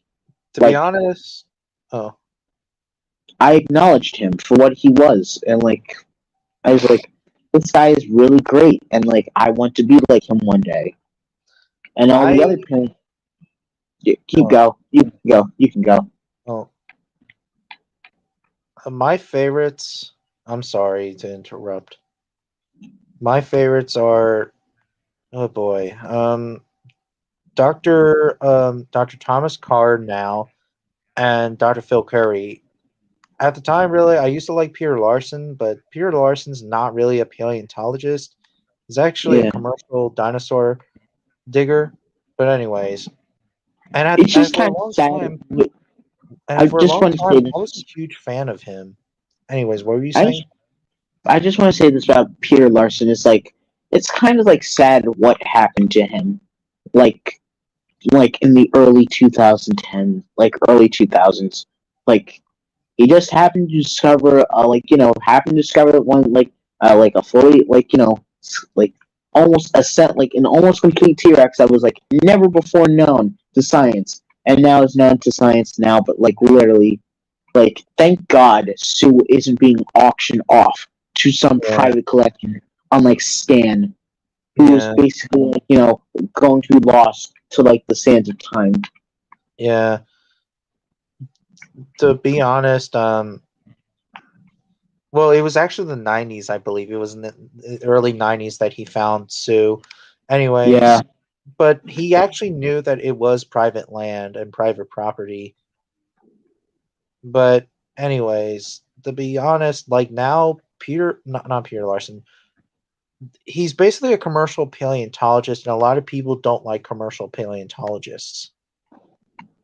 I mean, But anyways, Dr. Phil Curry and Dr. Thomas Carr are actually my favorites because they're both Tyrannosaur experts, and they know a lot about, the behaviors and stuff. And Phil Curry used to be my number one favorite, and he is now still my number one favorite. Well, maybe it's either him or Thomas Carr. Or I don't know. And then Dr. Paul Matthews, who's a short-faced bear expert. I like him as well. There's just Dr. Larry Martin, who sadly he passed away, unfortunately, back in Yeah, 2012. we have two paleontologists that just passed away like within like the last decade. Yeah, I know. Angela Luna, I believe. Yep, and one of the recent ones was the first describer of baryonyx. Oh, really? Yeah, she passed away. Damn, that That's sucks. why that's why one of the recent newest Spinosaurs was named after her. Wow. Yeah. That sucks. And yeah, Larry Martin and Dr. Greg McDonald, who is an expert of ground sloths, but also the Pleistocene megafauna. I like him too. My least favorite paleontologists are Jack Horner, obviously. Yeah. And this might be a huge surprise, but Thomas Holtz. Yeah. Have you heard of him? Yeah, I've heard of him. Okay, the reason why I do not like Thomas Holtz is because he talks about politics. Oh, God. Yeah. Please, keep that shit out of your occupation. Don't get me wrong, he may like tyrannosaurs and he studies tyrannosaurs, but why does he mention politics on Facebook and Twitter? I just don't understand why he mentions that bullshit. And I actually had a fight with him on Facebook as well. And I'm glad he blocked me because I had enough with him. It was a long story too. And of course, George Blazing. Even though that yes, he may not have a PhD, but he kind of still counts really because and I used to like him too at the time. And I used to have some of his fossil replicas from at dinosaurgeorge.com, but still I just don't like him because he gets things wrong. Yeah. But who are your least favorites? Least favorite, Jack Horner. And that's it. That's honestly really it. Yeah. I mean, like, there's a lot of you, like, I can't really, like, I can't hold a grudge against, like, really any other paleontologists. I mean, they might get stuff wrong, but at least I can respect them for their past work. I don't respect them now, but I can at least give them respect for their past work and stuff. But the sad thing is, like, paleontology as a whole is, like, dying. Like, paleo art itself is the only thing that's continuing about paleontology. And guess what? Paleo art is thriving. It's expanding. While paleontology itself is just, like, dying, slowly dying. Like, literally being suffocated by a noose. Yeah. And the only things that we normally get now is new skeletons, new dinosaur descriptions and stuff. We hear nothing about, like, any, like, new paleontologists and stuff. We hear about new formations, and that's good and all, but, like, we don't hear anything about any, like, new paleontologists, any old paleontologists, nothing. Yeah. Oh, also another thing, too, I forgot to mention is Dr. Kenneth Lacavera. I think I told you about him before. You don't know, right? You don't know of him? No, I don't think so. Okay, I like him because I met him in person, and he was actually the guy in the episode of Monsters Resurrected that said that if a Spinosaurus folds his back, it dies or something. Yep. Yeah, he said that, and it was perfectly. Anyways, Lacavera is also really good. I also want to get one of his books called "Why Dinosaurs Do Matter." Honestly, dinosaurs really do matter if you think about it. So yeah, and he also found the sauropod in Argentina called Dreadnoughtus. Oh, fun fact! Actually, my music teacher actually met him. Yeah, I know he. Yeah, he met him, and like they actually went to Argentina, and they actually went to an actual dig site, and they were actually kind of there to dig it up, but they weren't like there, like like oh, well, like he found it. Yeah. Well, he and his colleagues found it. Yeah, they have pictures of like what it looks like and stuff, and it's honestly like kind of interesting just to see that my music teacher got to meet a paleontologist in person. Yeah. Vera is cool. And it's just sad. I just want to say this real quick before I leave, but it's just sad to see all these legendary paleontologists of the past go through the ringer of being put in terrible documentaries, especially Thomas Holtz, who got started 2 back to back in the early 2000s. Wait, what did you say? It's kind of sad to see all these legendary paleontologists go through the ringer of being put through terrible documentaries in the early 2000s. I mean, Thomas Holtz had to go through the ringer of 2 back to back. Yeah. Even though I don't like him, though, but still. Yeah, honestly, it's kind of sad seeing their reputation tarnished by terrible documentaries. Yeah. Like Jurassic Fight Club and Monsters Resurrected. I think the only good documentaries out of the 2000s of the last decade are BBC's documentaries and some of Discovery's and most of Nat Geographic's documentaries. Yeah. Which will always be good. Yeah. Yeah, I miss those days. Yep. Miss those days of just, having a documentary stumbling across the dinosaur documentary and liking it. Nowadays, can barely find anything. And I think the only person who will be able to at least carry the flame in dinosaur documentaries is, Dead Sound. And I mean, he better, honestly, he would be the perfect candidate to, flagship an entire dinosaur documentary series. Yeah. I mean, he's making dinosaur, documentary episodes, but, it's just, so little that, it's just, we don't, we want more from him.